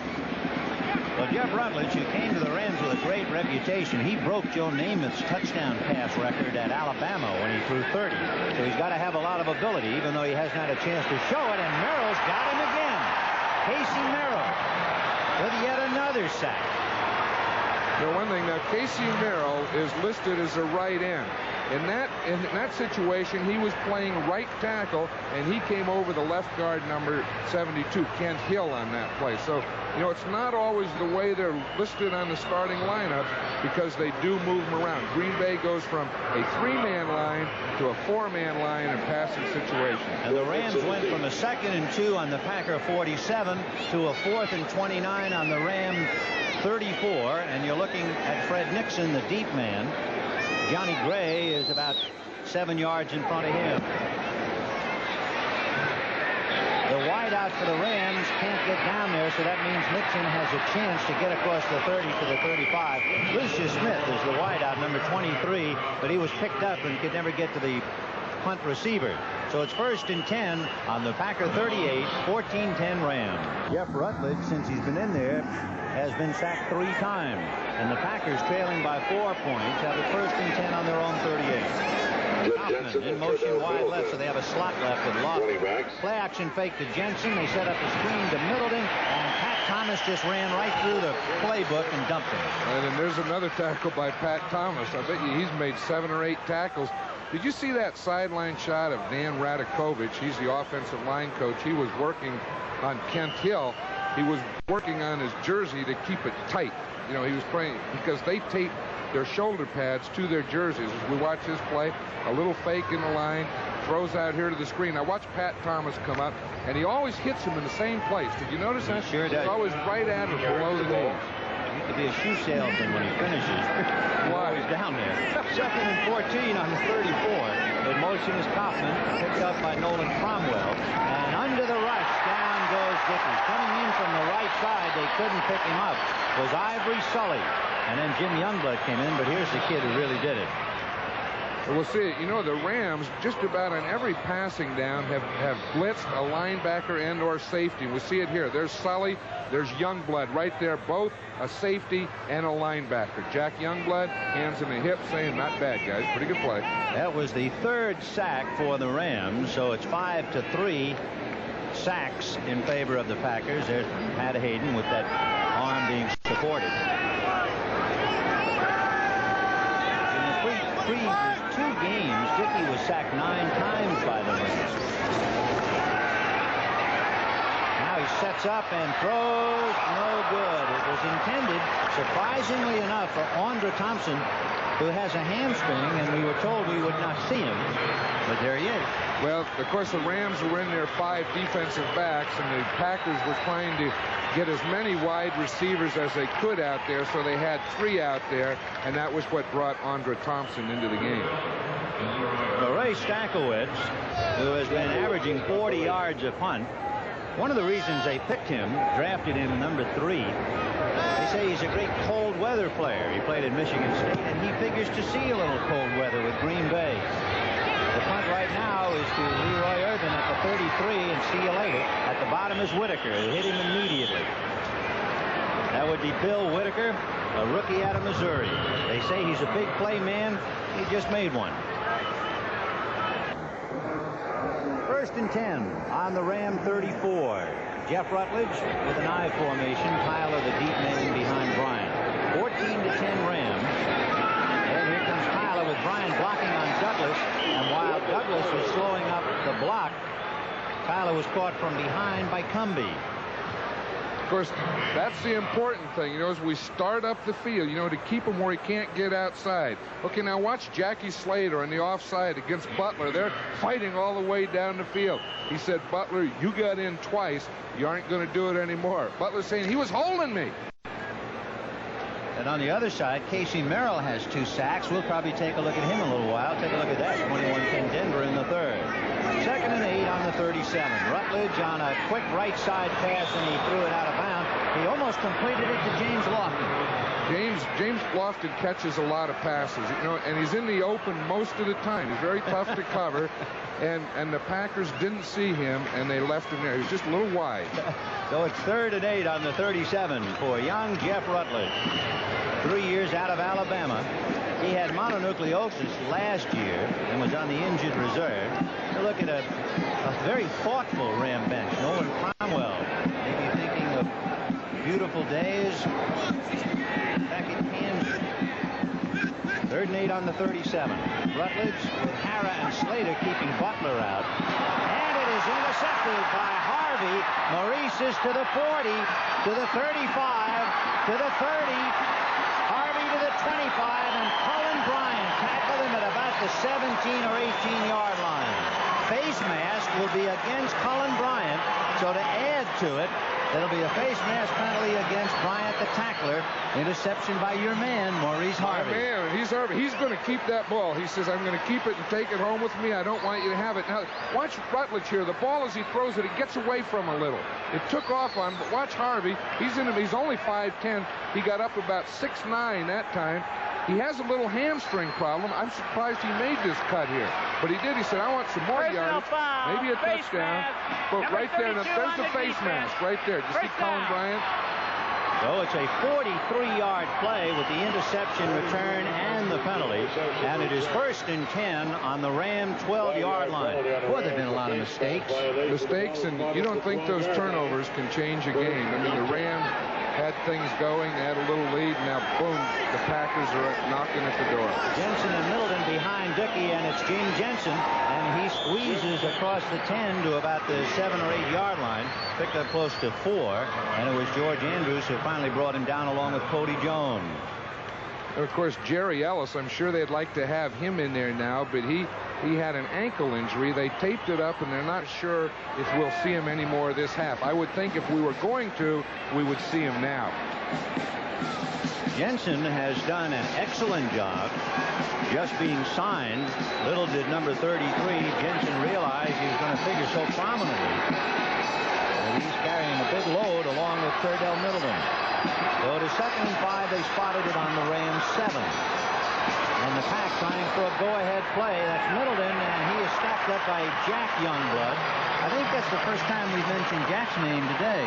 I think so. And, you know, the one thing, the last time the Packers, look at that dust and the dirt. The guys are sweating, and this is great. You like that, dust and dirt, like and that. the guys are sweating. Yeah, guys sweating. They smell a little out there. But, you know, You're heavy into deodorant. Right, the last time that the Packers were down here, they didn't have any success, and they had to settle for a field goal. I would have thought that they may have gone for a play pass and try and pass the ball into the end zone, because they really, in this area, haven't had any success running. Well, it is 3rd and 6 on the 8, so they lost a yard on that play. Dickey trying to go wide with Middleton, and he's going to be punched down shy of the 5, maybe the 6-yard line. And I'll tell you, the Rams are showing a lot of spirit now defensively. Jim Youngblood along with Pat Thomas in there. Bart Starr's probably saying, geez, we should have passed one of those, and I'm surprised that they didn't. They, you know, that does take something out of your team, and they got down there once, and they had to settle for a field goal, and now they have to do it again. And they had 6 yards, and they're trying to run a sweep here. We see the line coming at. We see him turning up. Middleton trying to get it turned up. It's well contained, and of course there's 3 or 4 Rams right there in the dust. Look, I love that stuff. So it is 4th to go on the 4. Stankiewicz holding, and Stenerud kicks it up, and it's good. So with 4:45 left in the 3rd quarter, the Rams 14, Green Bay 13. But for the very conservative, they trail now 14-13. But maybe there's a good point on the conservatism, John. Right. They may feel that the Rams can't move the ball with Pat Hayden out, and they're going to get a lot more chances at that goal line today. Well, let's see what Drew Hill does. He's going to be to the 20, and he's met head on and dropped down at about the 23-yard line. The man who had him was McCoy. So the Rams will put it in play, but they have Jeff Rutledge at quarterback. And while they huddle, we have time to remind you, tonight on CBS, 60 Minutes, followed by Archie Bunker's Place, one day at a time. Then there's Alice, followed by the Jeffersons. Florence, I understand, gets a job she just can't refuse, but can she live up to it? That's all tonight on CBS with Trapper John M.D. hitting cleanup. What a lineup that is, huh? Great. 1st and 10 on the Ram 23. What looked like a full house, suddenly Waddy comes up on the wing, and Waddy goes in motion. Bryant and Tyler, and they'll go to Tyler with Kent Hill blocking outside, and there goes Wendell around Tyler's block, and he stepped out of bounds at around the 41-yard line. Big Kent Hill, who looks like a movable tree. He's 6'5" and 260, and Tyler ran around him. Now there's a one-man screen for you, Kent Hill. That is, and he can run. You know, Kent Hill, as we see him here, number 72, he's pulling out in front of Tyler. He's saying, just follow me, come on out here. See, I'll get the block, I'll turn him in, you get to the outside. And, of course, he just stepped out of bounds. Right there, see the right foot? The chalk flew. So first and 10.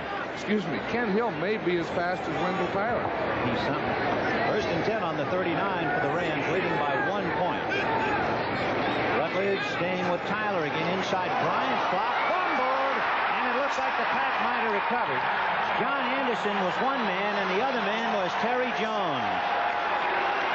Look at Zeke Radkowski. He's saying, I knew that we should have run the ball down there, kicked the field goal. I knew that we're going to get it back. I know that we're going to get a lot more shots at that end zone. There's Jerry Ellis right there. And Ellis, who has been out since early in the game with a sore ankle. Wondering whether he is ready to come back at all. Meanwhile, Jeff Rutledge talking to Ray Malavasi. Big load on this kid. And of course, you said early in the game you had a hunch that the Rams were going to sign Pastorini, although we don't have any inside information on it. But with Hayden out, they really are hurting on that score. They tried Pastorini out. They gave him a physical. He passed both of those, and now all they have to do is agree to some contract. First and 10 on the 38, but it's a busted play. In agreeing on the contract, John, you have to buy the contract, but don't they have to pay part of the salary and Oakland pay the other part? How does that work? Well, that's a tough thing. You see, they have a contract. He has a contract with Oakland, and if he doesn't play another down, Oakland has to pay that contract. And that's like, what, $350,000 a year, I understand. Well, and over the thing, it's over $1 million. Encroachment, number 79 defense, contact prior to the snap. That's Mike Fanning. Go ahead, John. Right, so what they're talking about is if the Rams do sign him, whatever those monies are, they're subtracted from what the Raiders do. And then the Rams are saying, well, the Raiders have to pay him. Pastorini's agent is saying, look, we already earned what we're getting from the Raiders. Now we want something else from you. First and 5 on the Ram 33, and there's 33 himself. That's Jensen getting to about the 30-yard line. 6 turnovers in the game, but as you mentioned earlier, the turnovers are not only close, in this case they're even 3 apiece, and consequently the game is very close. And that's why it's 14-13. In favor of the Rams, with 4 minutes left in the third, and we can see Oakland leading Seattle 13-10 in the fourth. The Giants knocking Orleans 20-0 in the third. Who are they knocking? Orleans. Is that short for New Orleans? Yeah, I didn't have time. I'm editing my copy. First and 5 on the 33. And Dickey will go to Turdell Middleton. He tried to get outside. Cody Jones slowed him down, and then Johnny Johnson, among others, finally got him, and there's a flag on the play. Remember the forward pass?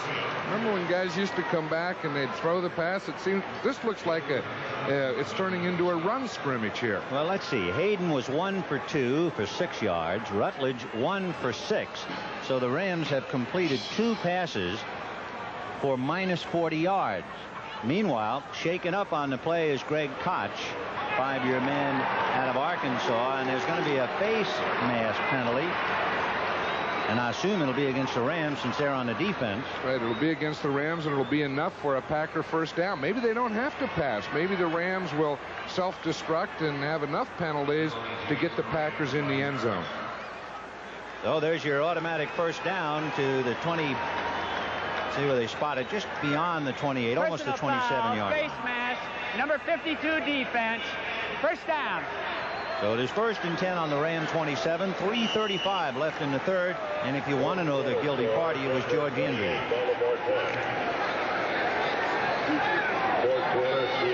Fred Nixon goes wide right. Off in the tight end is a tight end. And that's News. He's on the right side. He's been all over the field today. Lofton is wide left. Play action fake to Jensen, and Dickey is going to pass on a bounce, and no fair there, and Andrews knocks down Middleton.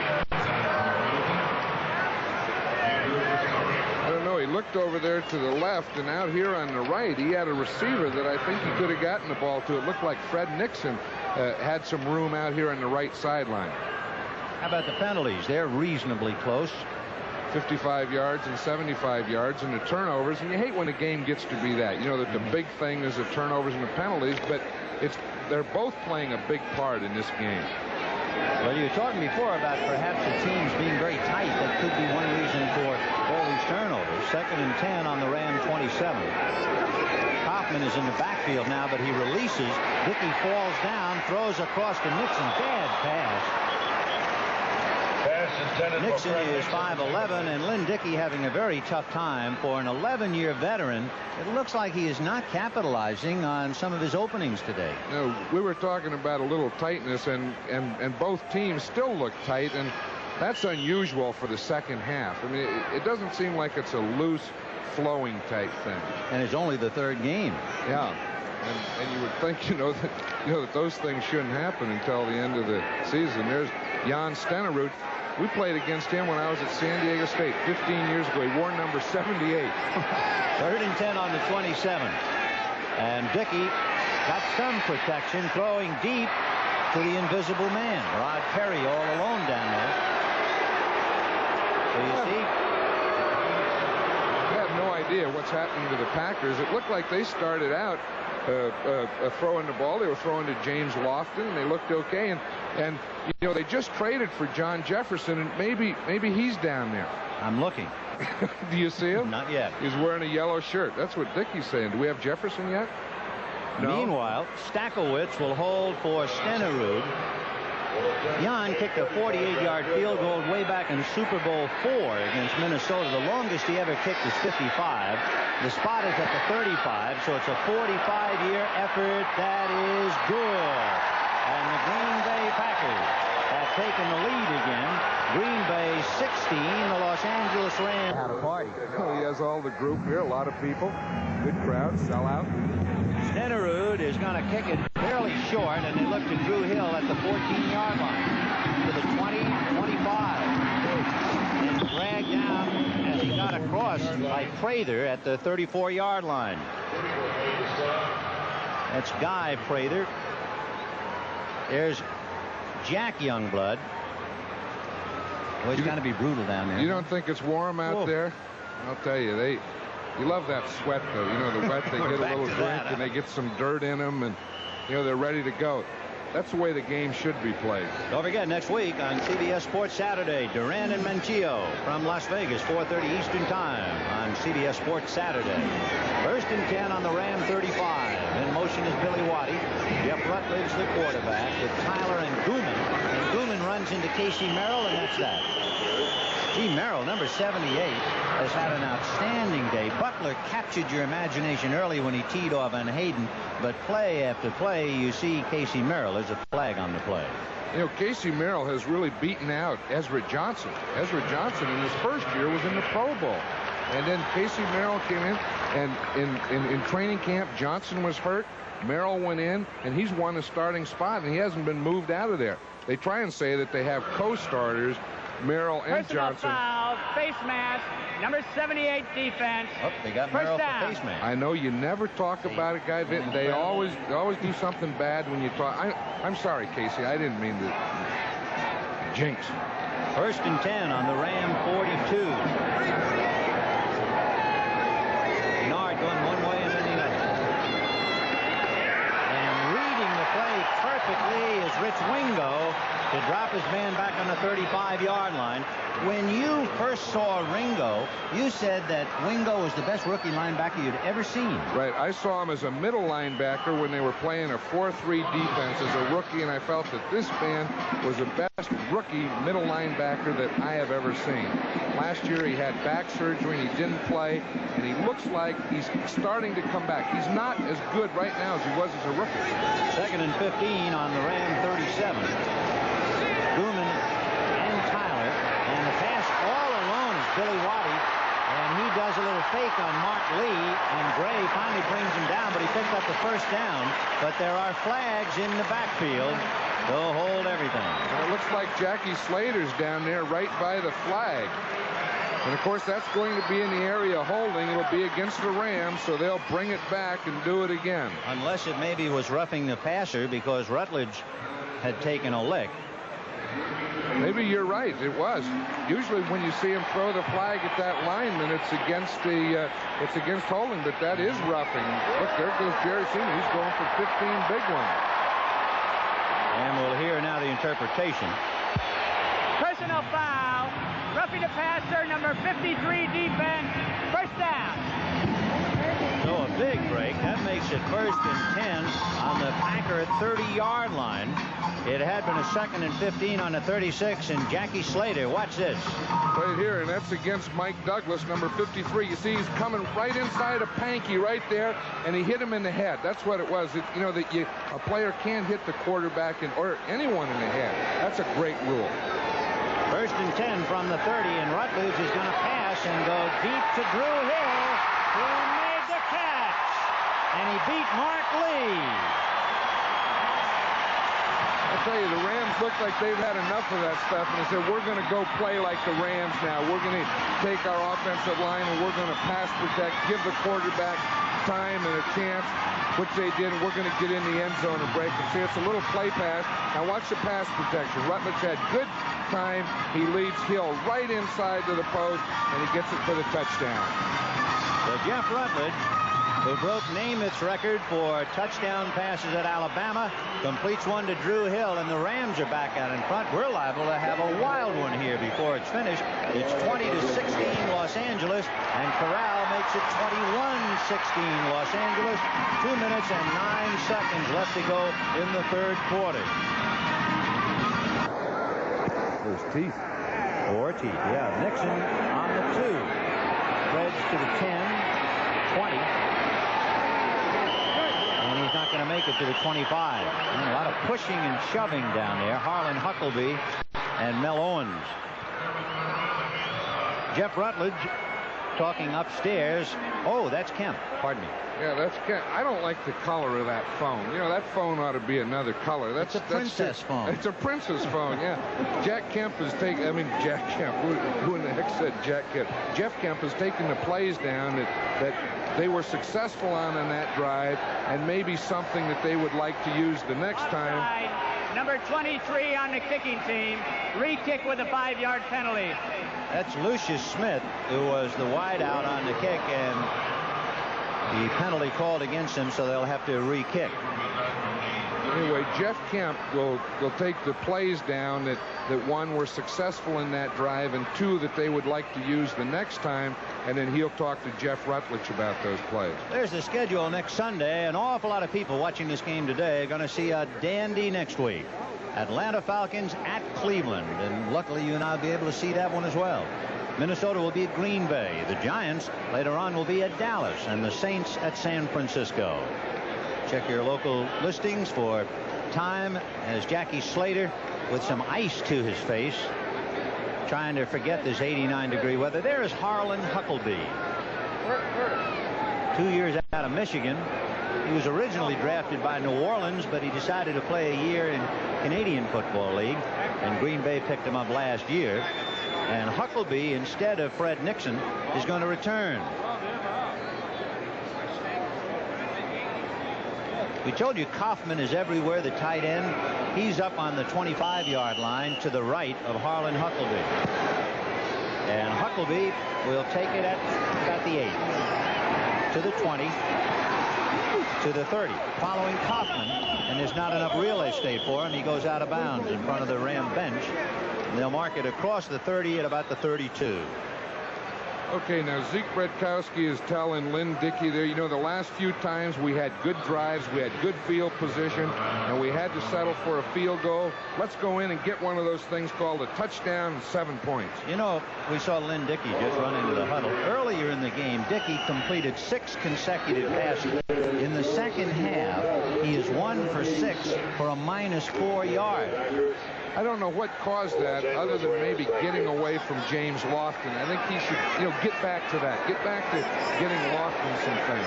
1st and 10 on the 33. Jensen and Middleton, both backs flare and release, and Dickey is going down. Reggie Goss, along with Bill Murphy and Cody Jones.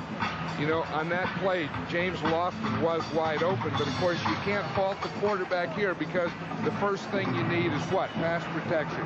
He's looking, he sees something, and then boom, there come the group. Cody's left arm, Cody Jones, the left arm hit him first, and then the other big boys moved in. Phil Murphy is somewhere around 290 to 295. Didn't he get up to like 318 during the offseason? He was 318 and is over 300 now. How would you like to be a quarterback and look downfield and see big Phil Murphy playing? Like the Indies. Second and 19 from the 33. They keep Murphy out so Dickey can pass to Nixon. No good. And a great one-hander by Rod Perry broke it up. If Perry doesn't get those high five in the way, why, I think Nixon would have caught it. That's the thing, you know, they always talk about the short corners of the Rams, Thomas and Perry, but one thing they can do is get up in the air. Now they have pass protection. You see, he had to move around. He gave it everything he had to get it out here. Look at Perry get up in the air. John, isn't that being a little greedy? You have a second and 19. You try to go and get all of it at once. Well, I think you have to mix. Once in a while, you have to do that just to loosen up that defense. See, Ray's saying, okay, good defense, good defense. We need one more now. So now it is a third and 19. Jensen and Kaufman in the backfield. And it's a screen to Kaufman, and reading it was Jack Youngblood, Leroy Irvin, and that's the end of that. So poor Paul Kaufman, who has been all over the field, and when they finally put him on a little screen, Jack Youngblood played it from memory. Right, and we'll see why. It's very difficult to throw a screen against a blitz because it brings about man-to-man coverage. You see the blitz, and we get it out there. Now Kaufman just gets the ball. You wonder why Youngblood's out there. That's his responsibility. Watch him, 85. He'll start out here. He has the second back strong. The second back strong is that man right there. He said, that's my man. I got him. A bunch of you come and help me. Leroy Irvin is on the Ram 45-yard line, and Ray Stackowitz will be punting from about the Packer 5. And he got it out there. In fact, he makes Irvin retreat to about the 35. And Irvin is hit, and down he goes. Charlie Ani, number 61, was the first man to get him, and he's an interesting story. His dad was a center for Detroit in the 50s. You might remember that. I do. Then, of course, Charlie played for years for the Kansas City Chiefs, and his main strength is being a snapper or a center for the kicks and punts. Geez, we have a lot of flags out there. I see them all over. Down there in the 35, there's one back there on the 12. There's one out here. They have about 3 or 4 of them. Joe Harris is saying, what do all those flags mean? The guy said, well, I had one. I had one. Someone else ought to come in there and tell Jerry Seaman he had one. Ineligible downfield, number 56, kicking team.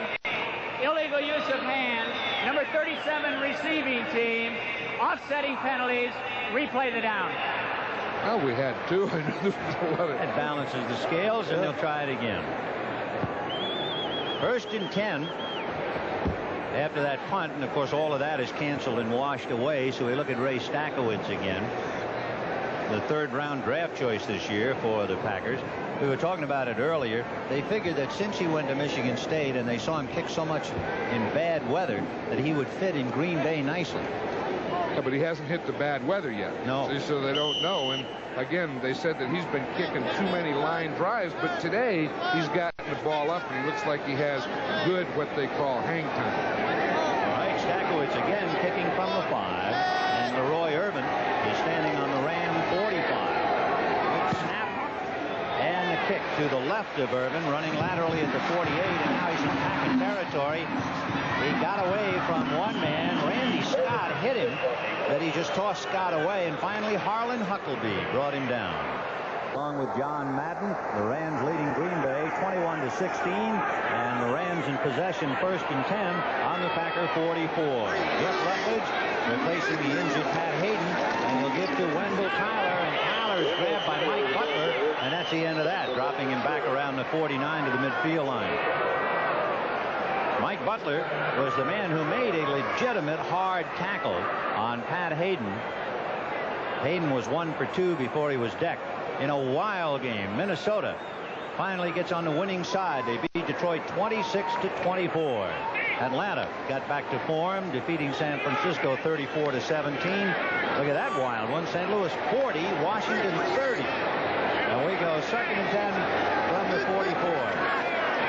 Rutledge looking to the right, and the ball is tipped, but it is still caught by Henry Childs, the tight end at the 35. That's the first time we've seen him today. Right, and he had to catch a tip. It was John Anderson, the linebacker. He came on a blitz and a stunt, and he got right in Rutledge's face, tipped the ball, and it went to Henry Childs. Henry Childs says, you know, I don't get many passes here. I'll take him any way I can get him. So it is 3rd and 1. The ball at the 35-yard line of the Packers, 21-16 Rams. Miami beat Houston 16-10. 3rd and 1 from the 35. Mike Gooman is in there with Wendell Tyler, and they try Gooman, and he picks up the first down and then some. He just won't go down. They finally drill him at about the 27-yard line. Boy, did he just run over Maurice Harvey. You know, as we watch Gooman here and catch his first down here, you know, again, over the left side, the big side of that Ram offense. Look at Harvey, just bounced off him. You know, I wonder why Cullen Bryant's not in the game. He hasn't been in for a while. 52 for Green Bay, 130 for the You Rams. see Pittsburgh knocking off the Jets 38-10. Bryant is okay, by the way. Chicago won, and San Diego beat Kansas City. There's a pitch back to Wendell Tyler. Gooman left him, and Wingo didn't. Gooman went wide. Tyler cut inside, and Rich Wingo was there to deck him. I see Cullen Bryant standing on the sidelines wearing his helmet, arms folded, so I don't believe there's anything wrong with him. Again, and Wendell Tyler has played the whole game. You know, we haven't seen Gerald Thomas. No, not at all. Thomas has barely played this year. I think we checked his numbers earlier. Gerald has carried twice for a -10 yards, and this is the 3rd game. 2nd and 7 on the Packers 23, 21-16 Rams. But we're 12 and a half minutes left in the game. Rutledge looking left, throwing left to Preston Denard. McCoy brings him down at the 15, but that should be a first down. Preston Denard, he's a story. A free agent back in '78, and he's busted quite a few plays for the Rams. You know, when they talk about a controlled passing game, this is the type of thing that they're talking about. When you get a corner playing off deep and they give you a cushion, you just run a 5 or 6 yard out and hit it in front of them. Rutledge is now 5 for 10 for 70 yards after that last catch by Denard. 1st and 10 on the Packer 14. Wendell Tyler following Kent Hill. Oh, what a cut he made, and he is in there for a 1st and goal. Kent Hill went after Johnny Gray, and that's kind of a mismatch. Gray is 5'11", 185, and Kent Hill is 6'5", 260. And we'll see it in any defensive back that he blocks is going to be a mismatch. Watch him. He's the left guard. He starts out here. Now watch Wendell Tyler's cut right there. See, now sometimes to make these great cuts, you have to keep the ball away from the body. I always hear people say that you have to keep it in, but you can't. He has his first 100-yard game of the year and the 6th of his young career. So 1st and goal for Jeff Rutledge, a full house backfield. Tyler, Bryant, and Gooman all behind him. The middle man is Bryant, and he's in there.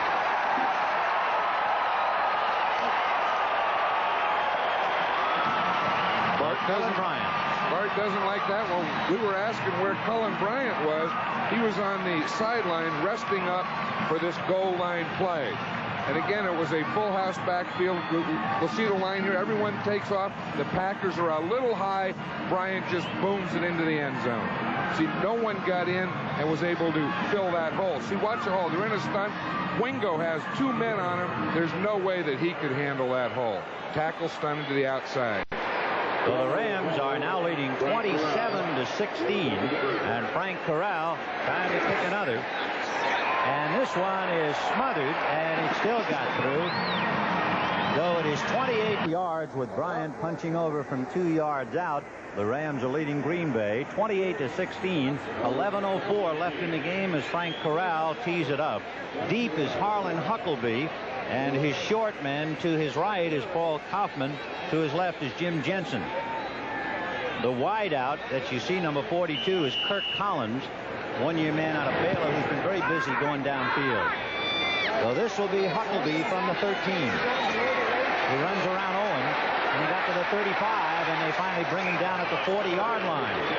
So a good return by Harlan Huckleby. Once he got by Mel Owens, he had a pretty good run upfield. So the Pack still has a lot of time, but they're going to have to do something with their passing game because they have just come dead in the water. It was ironic. The way he started, you said he was 6 for 6, and right. in the second half, he's 1 for 6. For a -4 yards. Yeah. And it's usually the opposite. You know, you get started, and then you find out what you can do, and you start to work on that. And the Packers have done the opposite today.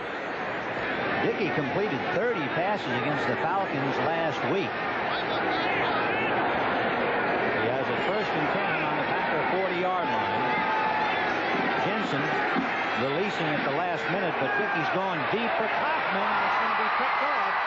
Picked off by Pat Thomas. He's at the 35, to the 40, to the 45, going down the sideline.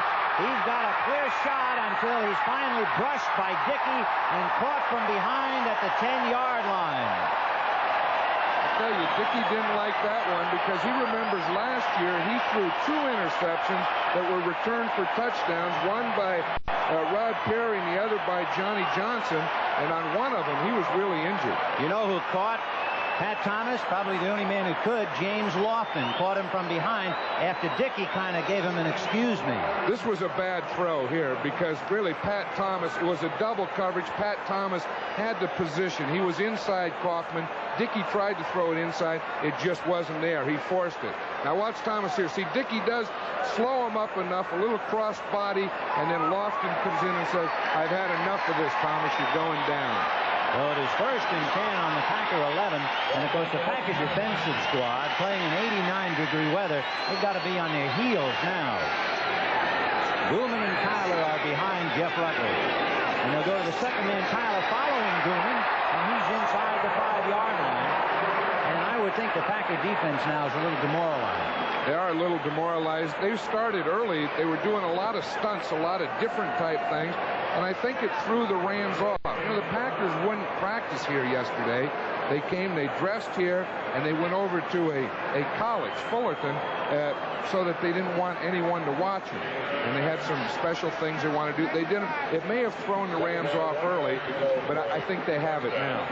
Of course they do. Sure they do. Yeah, sure. Well, the ball is down on about the 3-yard line, maybe the 2. The second man is Tyler. He bumped head on into Mike Douglas and then kept on going a little bit.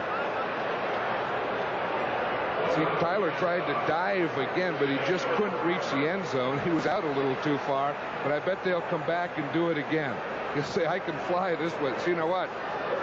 You'll see him take off. Look, he gets the ball, and he tries to fly through the air, but you can't fly 6 or 7 yards. It was interesting to watch Mike Gooman take off just ahead of him. They were going off like it was O'Hare at 5 o'clock. That's right. That's the double takeoff. Double takeoff off one runway. Mike Gooman, number 44, has come out. He's had enough of flying, and they bring in Cullen Bryant along with Wendell Tyler. Cullen doesn't fly. He just runs over him. 1st and goal on the 1. Here comes Tyler. He got away from Gray and in for a touchdown. Johnny Gray had him 1 yard behind the line of scrimmage, but it was a hand tackle, and you're not going to hand tackle Tyler. Not on the goal line. Did you see the umpire that time, Frank Sinkovitz? He was there, and he had to get out of the way of the spike job. Now watch this. There was no flight at all. Watch Cullen Bryant. He's the lead back here. He'll come and kick to the outside. Tyler just slides through the hole. As you said, there's no way that you can arm tackle down on the goal line, and Tyler goes in. So now 34-16 in favor of the Rams. Frank Farrell trying to round it off to 35. The spot, the hole by Nolan Cromwell, and that's good. And suddenly, for the first time this year, you can feel the weight being lifted at The real turning point was early in the half when the Packers had good field position. 2 times they had it. Kaufman on a wing and in motion.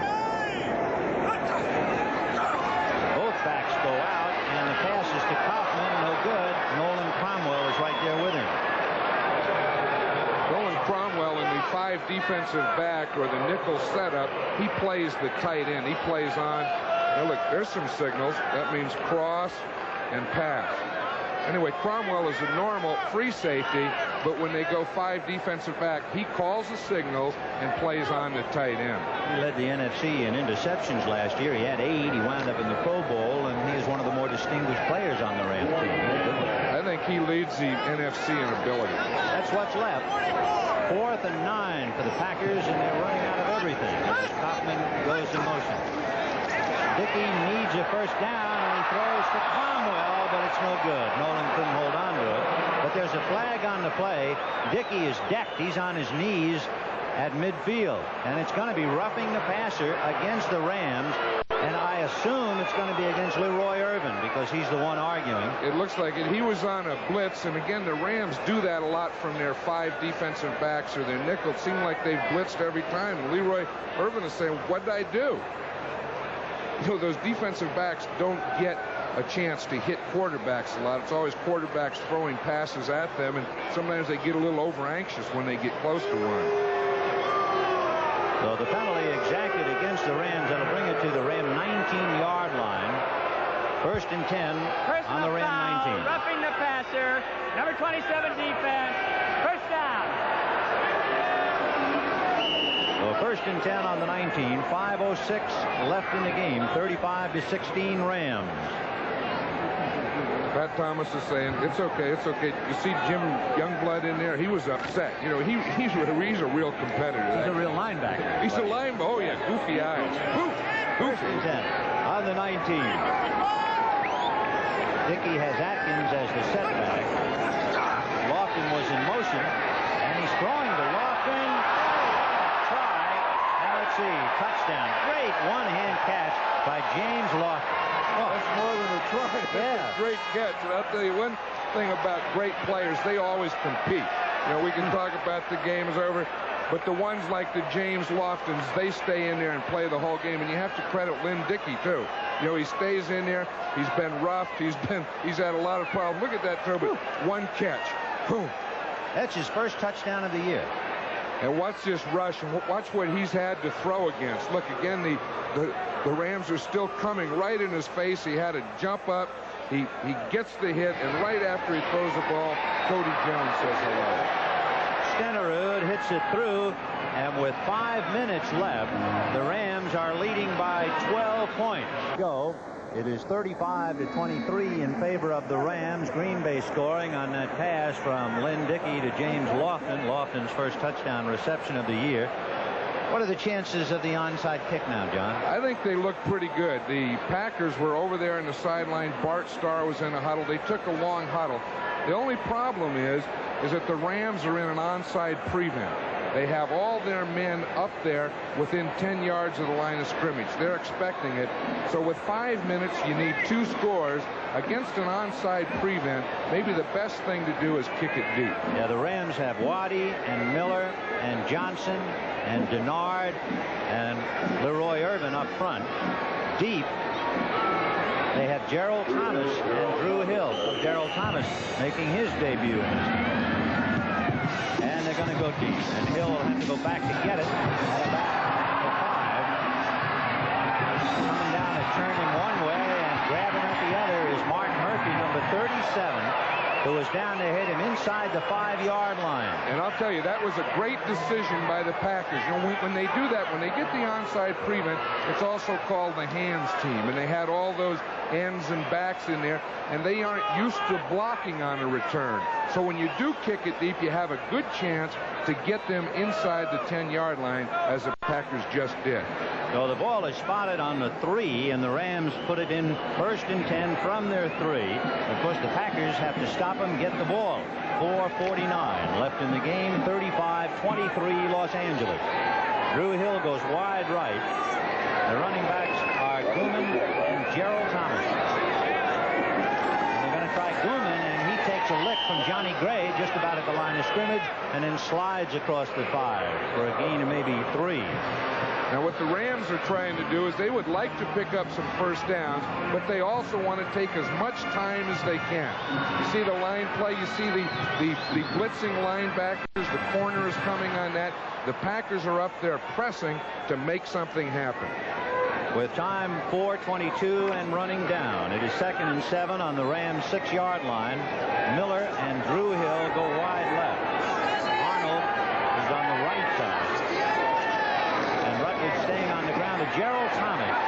And Thomas in his first carry of the day gets out to the 10-yard line. He only carried the ball twice this year for minus yardage, and they're giving him a little work. I tell you, the Rams have to be careful down here. The one thing that they can't afford is any type of turnover now. It looks like they've gotten away from that sloppy play, and here comes Wendell Tyler into the game. I was just going to say, isn't it a little strange when he's only had 2 carries this year in such vulnerable territory to let Gerald Thomas carry the ball? I don't think so, but the Rams probably just realized that it is a little vulnerable down there. Maybe we better make a change, although Gerald Thomas is still there. It is 3rd and about 2 from the 10-yard line. And they bunch up, and that's going to be awfully close. From this angle, it doesn't look like he made it. I would say not. Now the Packers are taking a timeout, and of course there'll be a timeout after the change of possession. So they do have time. You know, they have 3 minutes, 21 seconds, but they have to be thinking in terms of 2 scores. A reminder to all the folks in the East, 60 Minutes will be following football immediately. And, of course, it'll resume regularly scheduled programs here on the West Coast, where this game started in approximately 89-degree weather. The Packers got out in front, recovering a Wendell Tyler fumble, and eventually went on to score, but Wendell Tyler has more than made up for that fumble. He's carried for 108 yards and 2 touchdowns. That's a pretty good day's work. I would think so. Ideally, it would be nice for everybody to run 100 yards, but you said a good day's work. A running back is looking at what's his bottom line. 50, 60, 70 yards? I don't think it depends on how many running backs you play in a game. I think that a team should gain about 150 yards rushing a game to have a good offensive output. Now that could be any combination of that. Frank Corral. Well, the Rams have rushed for about 165 yards. Frank Corral punting from his goal line, and Fred Nixon is back there instead of Harlan Huckleby. They've been alternating safeties. Meanwhile, we'll see if the Packers put any kind of a rush on Corral. They're overloaded on that right side. He got it away. Nobody could get close to him. So Fred Nixon backing up, and at the 40, he'll set sail. And he is hit and dropped, and a flag. Arnold hit him, but there were flags immediately. I don't know whether Arnold caught a face mask or not. That's Walt Arnold from New Mexico. So let's see. It seems like on the punts we see, so many penalties now. And of course, some of that is because we have new rules where they can't block below the waist, and some of those things are good. You hate to see flags down all the time, but that's a lot better than injuries down all the time. Well, we'll get the official interpretation from Jerry Seaman, the referee, in a moment. And it's going to be against Green Bay. And it'll move it back to the 36. Illegal block above the waist. Number 24 receiving team declined. Illegal block above the waist. Number 51 receiving team accepted. I wonder why they'd pick on 51. They would accept his and not the other one. Guy Prather. That would make you paranoid. So 1st and 10 on the 36-yard line for the Pack. 3:11 left. So Dickey has to come up with some lightning, and immediately Lofton is the man wide left. Lewis goes wide right. Dickey with his backs releasing, and he's going to give the ball to Harlan Huckleby, and Huckleby is knocked out of bounds at the 39-yard line. So for all of that, they only picked up 3, but they did stop the clock at 3:05.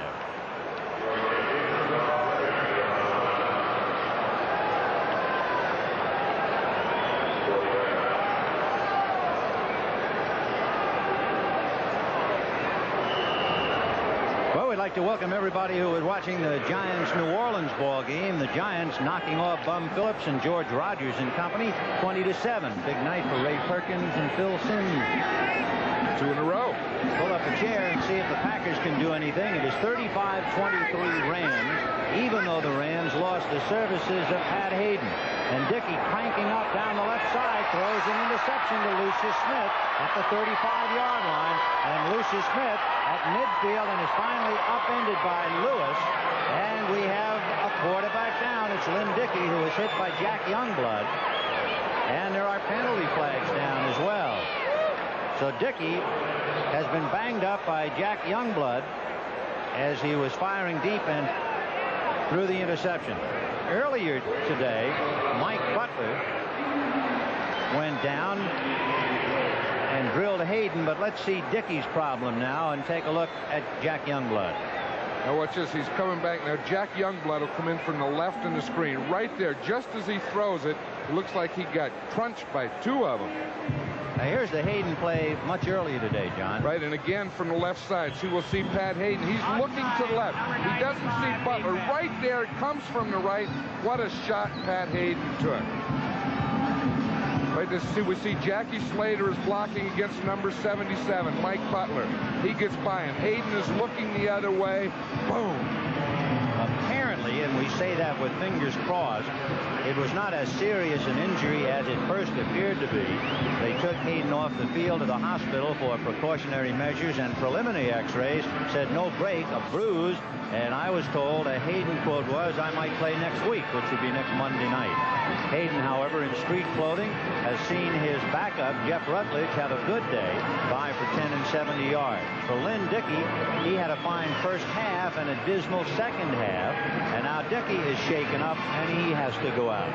The scoring for the folks in the East, the Packers got on the board first. David Whitehurst coming in. Tyler fumbled for the Rams, and the Packers finally scored. But then Joe Harris recovered a Green Bay fumble and ran it back for a touchdown. Tyler recovered after a recovered fumble by Cody Jones. Tyler scored to give the Rams a 14-7 lead. Stenerud kicked a field goal 14-10. He kicked another 14-13. He kicked yet another, and for a moment the Packers led 16-14. But from that moment on, a 30-yard pass to Drew Hill, then Cullen Bryant, Tyler, and it has been mostly Los Angeles the rest of the way.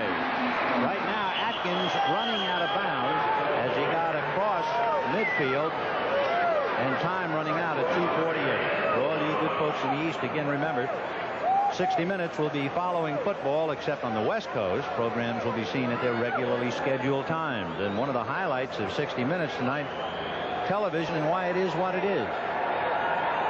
We'll see another Packer injured there, Vin. It looks like Larry McCarron just went off the side. So we not only have a new quarterback on this series, but we also have a new center. 1st and 10 with Charliani, the new center. And the ball at about the 41-yard line. And motion with Kaufman, the tight end, and David Whitehurst looking and goes down the left side, and there's Lewis making the reception no good. He couldn't get both feet down inside the sideline. I tell you, this pass rush is starting to get to the Packers now, and any quarterback really doesn't have a chance here. Watch here, he's just throwing. Watch as he has to throw over Cody Jones to the outside. Boom, 1 foot in, the second went out. Watch the pass rush now here. We'll watch from the inside there. We see the rush coming up the middle from the outside. Doesn't have a chance. Go to 2nd and 10 on the Ram 41-yard line. 2:41 left in the game. 35-23 Rams. David Whitehurst with Kaufman in motion to the right. Whitehurst with Atkins staying in the block, but Joe Harris spins him around and wraps him up. Joe Harris, who earlier today distinguished himself, he recovered a fumble on the 21 and carried it over for a touchdown. Joe now comes up with a sack. Joe Harris is a linebacker that comes in on passing downs. We see Reggie Doss go to the inside, Fred Dyer to the outside, and Joe Harris splits the two, and Whitehurst doesn't have a chance. There has been a breakdown up front for Green Bay because the Rams coming on strong now have 6 sacks. Part of it, I guess, is they're teeing off knowing that he's going to go back to pass. Right, of course, and they're just and the Rams have shown the Packers just about every blitz possible today. So it is 3rd and 22 on the Packer 47. And Whitehurst dropped the handoff, but he fell on it, I believe.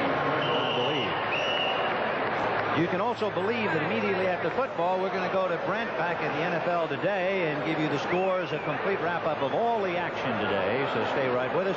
And then that'll be followed by 60 Minutes. A very discouraged Lynn Dickey, 11 years out of Kansas State, got his club out in front briefly and couldn't hold on to it at all. Of course, that 3rd down fumble, you know, we mentioned that there was a new center, Charlie Ani, in there, and of course the new quarterback, David Whitehurst, and those things tend to happen in those situations. On a 4th and 24, Ray Stackhouse punting. Coming over to the right side is Johnny Johnson and calls for a fair catch and makes the reception at about the 14-yard line. And we have come to inside the 2-minute mark. Actually, 1 minute and 58 seconds. A reminder next week. Most of us will be looking at Atlanta at Gerald Thomas, and he is grabbed and dropped by Bragg, who backs up Mike Butler. Byron Bragg. You know, we see this score here, Vin, and I wonder how John Jefferson feels. He was just traded, of course, to the Packers this week. Let me ask you something. Is it conceivable, 1 in a million shot, that Jefferson might be part of an overall maneuver rather than he's going to Green Bay? I think that is possible. You know, that just because he was traded to Green Bay, that doesn't mean that he'll play for Green Bay. And Bart Starr may be thinking about that. He could, you know, if they can't come to an agreement, he could go back to San Diego, although I don't think that would happen. He could also be traded by Green Bay to another team. So just because they have that agreement, that really doesn't mean that John Jefferson is going to end up in Green Bay this year.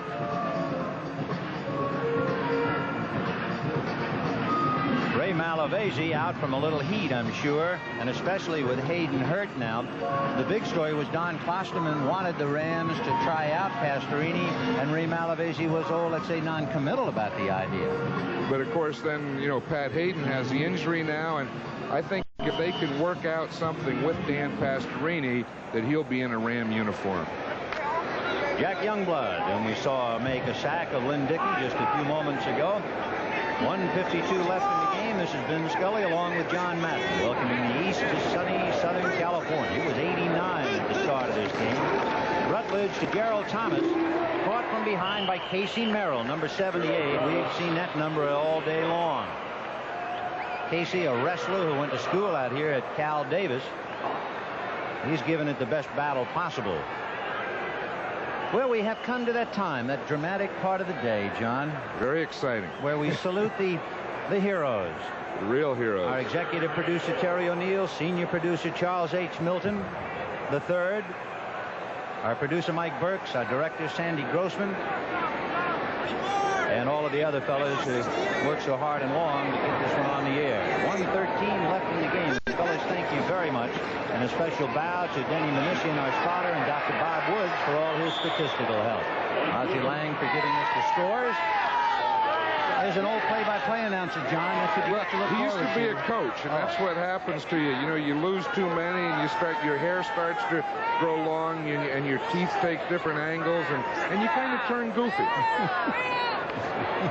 You talk about linebacker. Yeah, we've cornered the market here.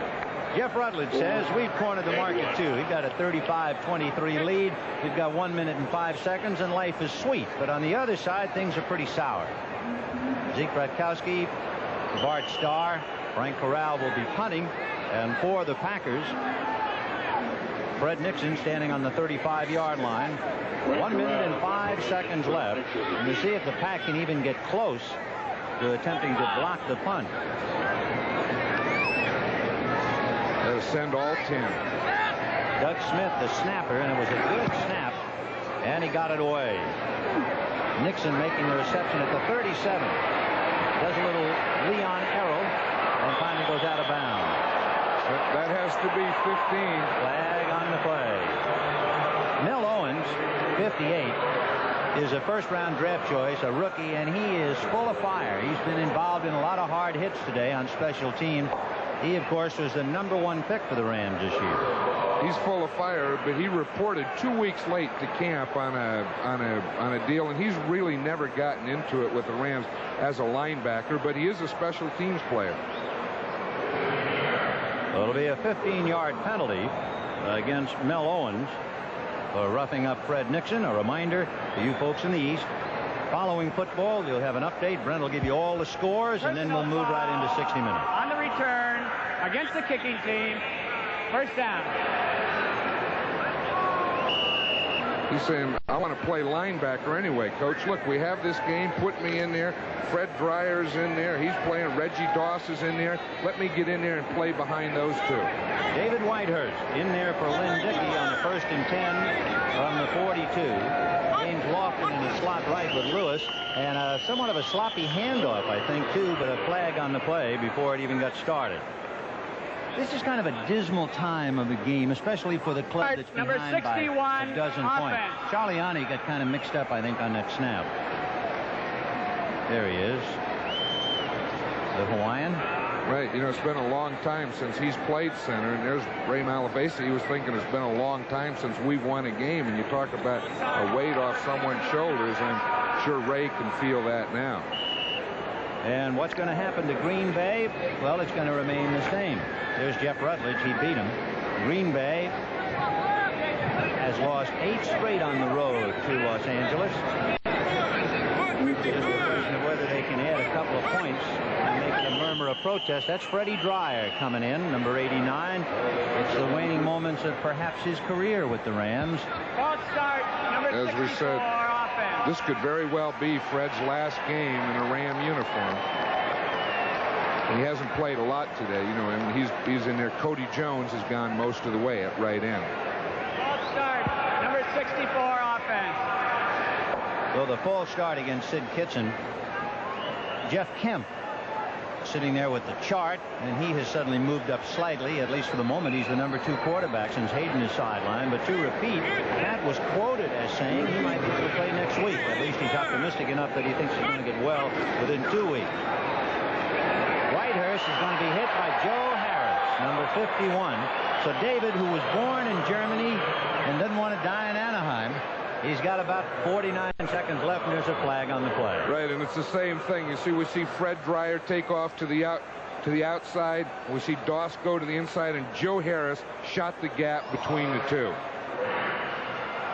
Harris, I think, didn't pull a hamstring, but in this heat where your salt supply, the potassium, goes down, he might very well have a cramp. That happens, you see, and he's waving to the bench that he's okay. And sometimes when they do sweat an awful lot, they tend to get cramps. You give salt tablets on the sidelines? Yes, you do. Offside defense. But the big thing is to build up the salt and potassium before the game. And it really doesn't do a lot of good. But look at the lineman there. There's Herky Hara. They call him Herky for Hercules. They could all be. Those are all big. Sacks. Tough day. 1st and 15 on the 47. Whitehurst, for a moment, saw a glimpse. Now he's going to have to run with it. Kaufman helped to the block, and he's going to get out of bounds just about a first down at the 32-yard line. And Lynn Dickey saying, well, okay. Those are Lynn's numbers, but it doesn't really tell you the picture of what a poor second half he had. Oh, let's turn it around the other way and say what a fine second half the Rams had defensively, putting heat on him. One thing that does tell a story is he passed 29 times. He told me yesterday, he said he would like to have a game today where he only passed 15 times. Of course, he doubled that. Well, Whitehurst got the first down. It's 1st and 10 on the 32 with 40 seconds left. Rams 35, Green Bay 23. Whitehurst releasing to Atkins. Wow. Nobody there, and he threw it over Atkins' head. There was that same blitz on that left side. He says, I'm not going to take that one again. I'm going to get rid of this. Watch, we see, again, Harris coming up, and they finally get him blocked, or try to, but then Whitehurst says, no more. I'm going to get the ball to the outside. Malavasi saying, okay, I have next Sunday off. I can get ready to play on Monday. Do you like that extra day? Does that help a ball club? Well, it's one of those things that you like before and you hate after. You're happy that you get the extra day, but then the next week you're a day short. Second and 10 on the Ram 32. Whitehurst flipping high again. Atkins. Not only is it a tough play to throw the ball that high, but Atkins has to look right into the setting sun. And that's the second one that he's thrown into the sun. And I would think when you're 2 touchdowns down, and if you're not going to throw the ball into the end zone, just run the ball and run out the clock, and that's it. But, you know, to throw a little loop pass and need 2 touchdowns doesn't make an awful lot of sense. And then to throw it into the sun makes even less sense. 32 seconds on the sideline. Some of the Rams, and the middleman is Wendell Tyler pulling at his sleeves. He rushed for 108 yards and 2 touchdowns today, although he did fumble, and that led directly to a Packer touchdown. 3rd and 10 on the 32. David Whitehouse down the middle, and it was caught and dropped by Lewis. Nolan Cromwell could not have defended except the tackle, and Lewis looked like he was just tired and didn't concentrate. You know, Whitehurst, when he was a starting quarterback, we see those wristbands. He used to have plays written on his wrist, and if he didn't get the play from Zeke Bratkowski on the sideline, he'd have to pick one off the wrist. But he doesn't have the plays written there anymore. No, I guess after 5 years out of Furman, and there is Jackie Slater's mouthpiece protector. He got a shot in the mouth, remember, early today, and had to apply ice, so he's okay. He's checking his teeth. 4th and 10 on the 32. And a wobbly pass, almost, but not quite, caught by James Lawson. Boy, he pulled that thing in like a cat who found a mouse, but he didn't fool anybody. It didn't, so they go. We'll see that again. Now watch James Lofton here. He runs, he gets bumped in the first area right there. And we'll see the ball come in, go out. He brings it back in. Did anyone see it? He was hoping the official was behind him. Meanwhile, look at David Whitehurst. Reggie Doss trying to come in on the right side and get at him. And he just hit him by the back of the jersey and jerked him down. That's a great position to play on a poor team. I'll tell you, that is very tough. So the Rams have it. There's only 21 seconds left in the game, so there's nowhere to go but to the clubhouse, in all honesty. It is 35-23 Rams. For Green Bay, they haven't been able to come into Los Angeles and beat them since 1966. And the Rams are going to sit on this one now. And this is Vin Scully for John Madden. Hope you enjoyed it. And we'll be saying so long from Anaheim Stadium. Once again, the final score, the Rams 35 and the Packers 23.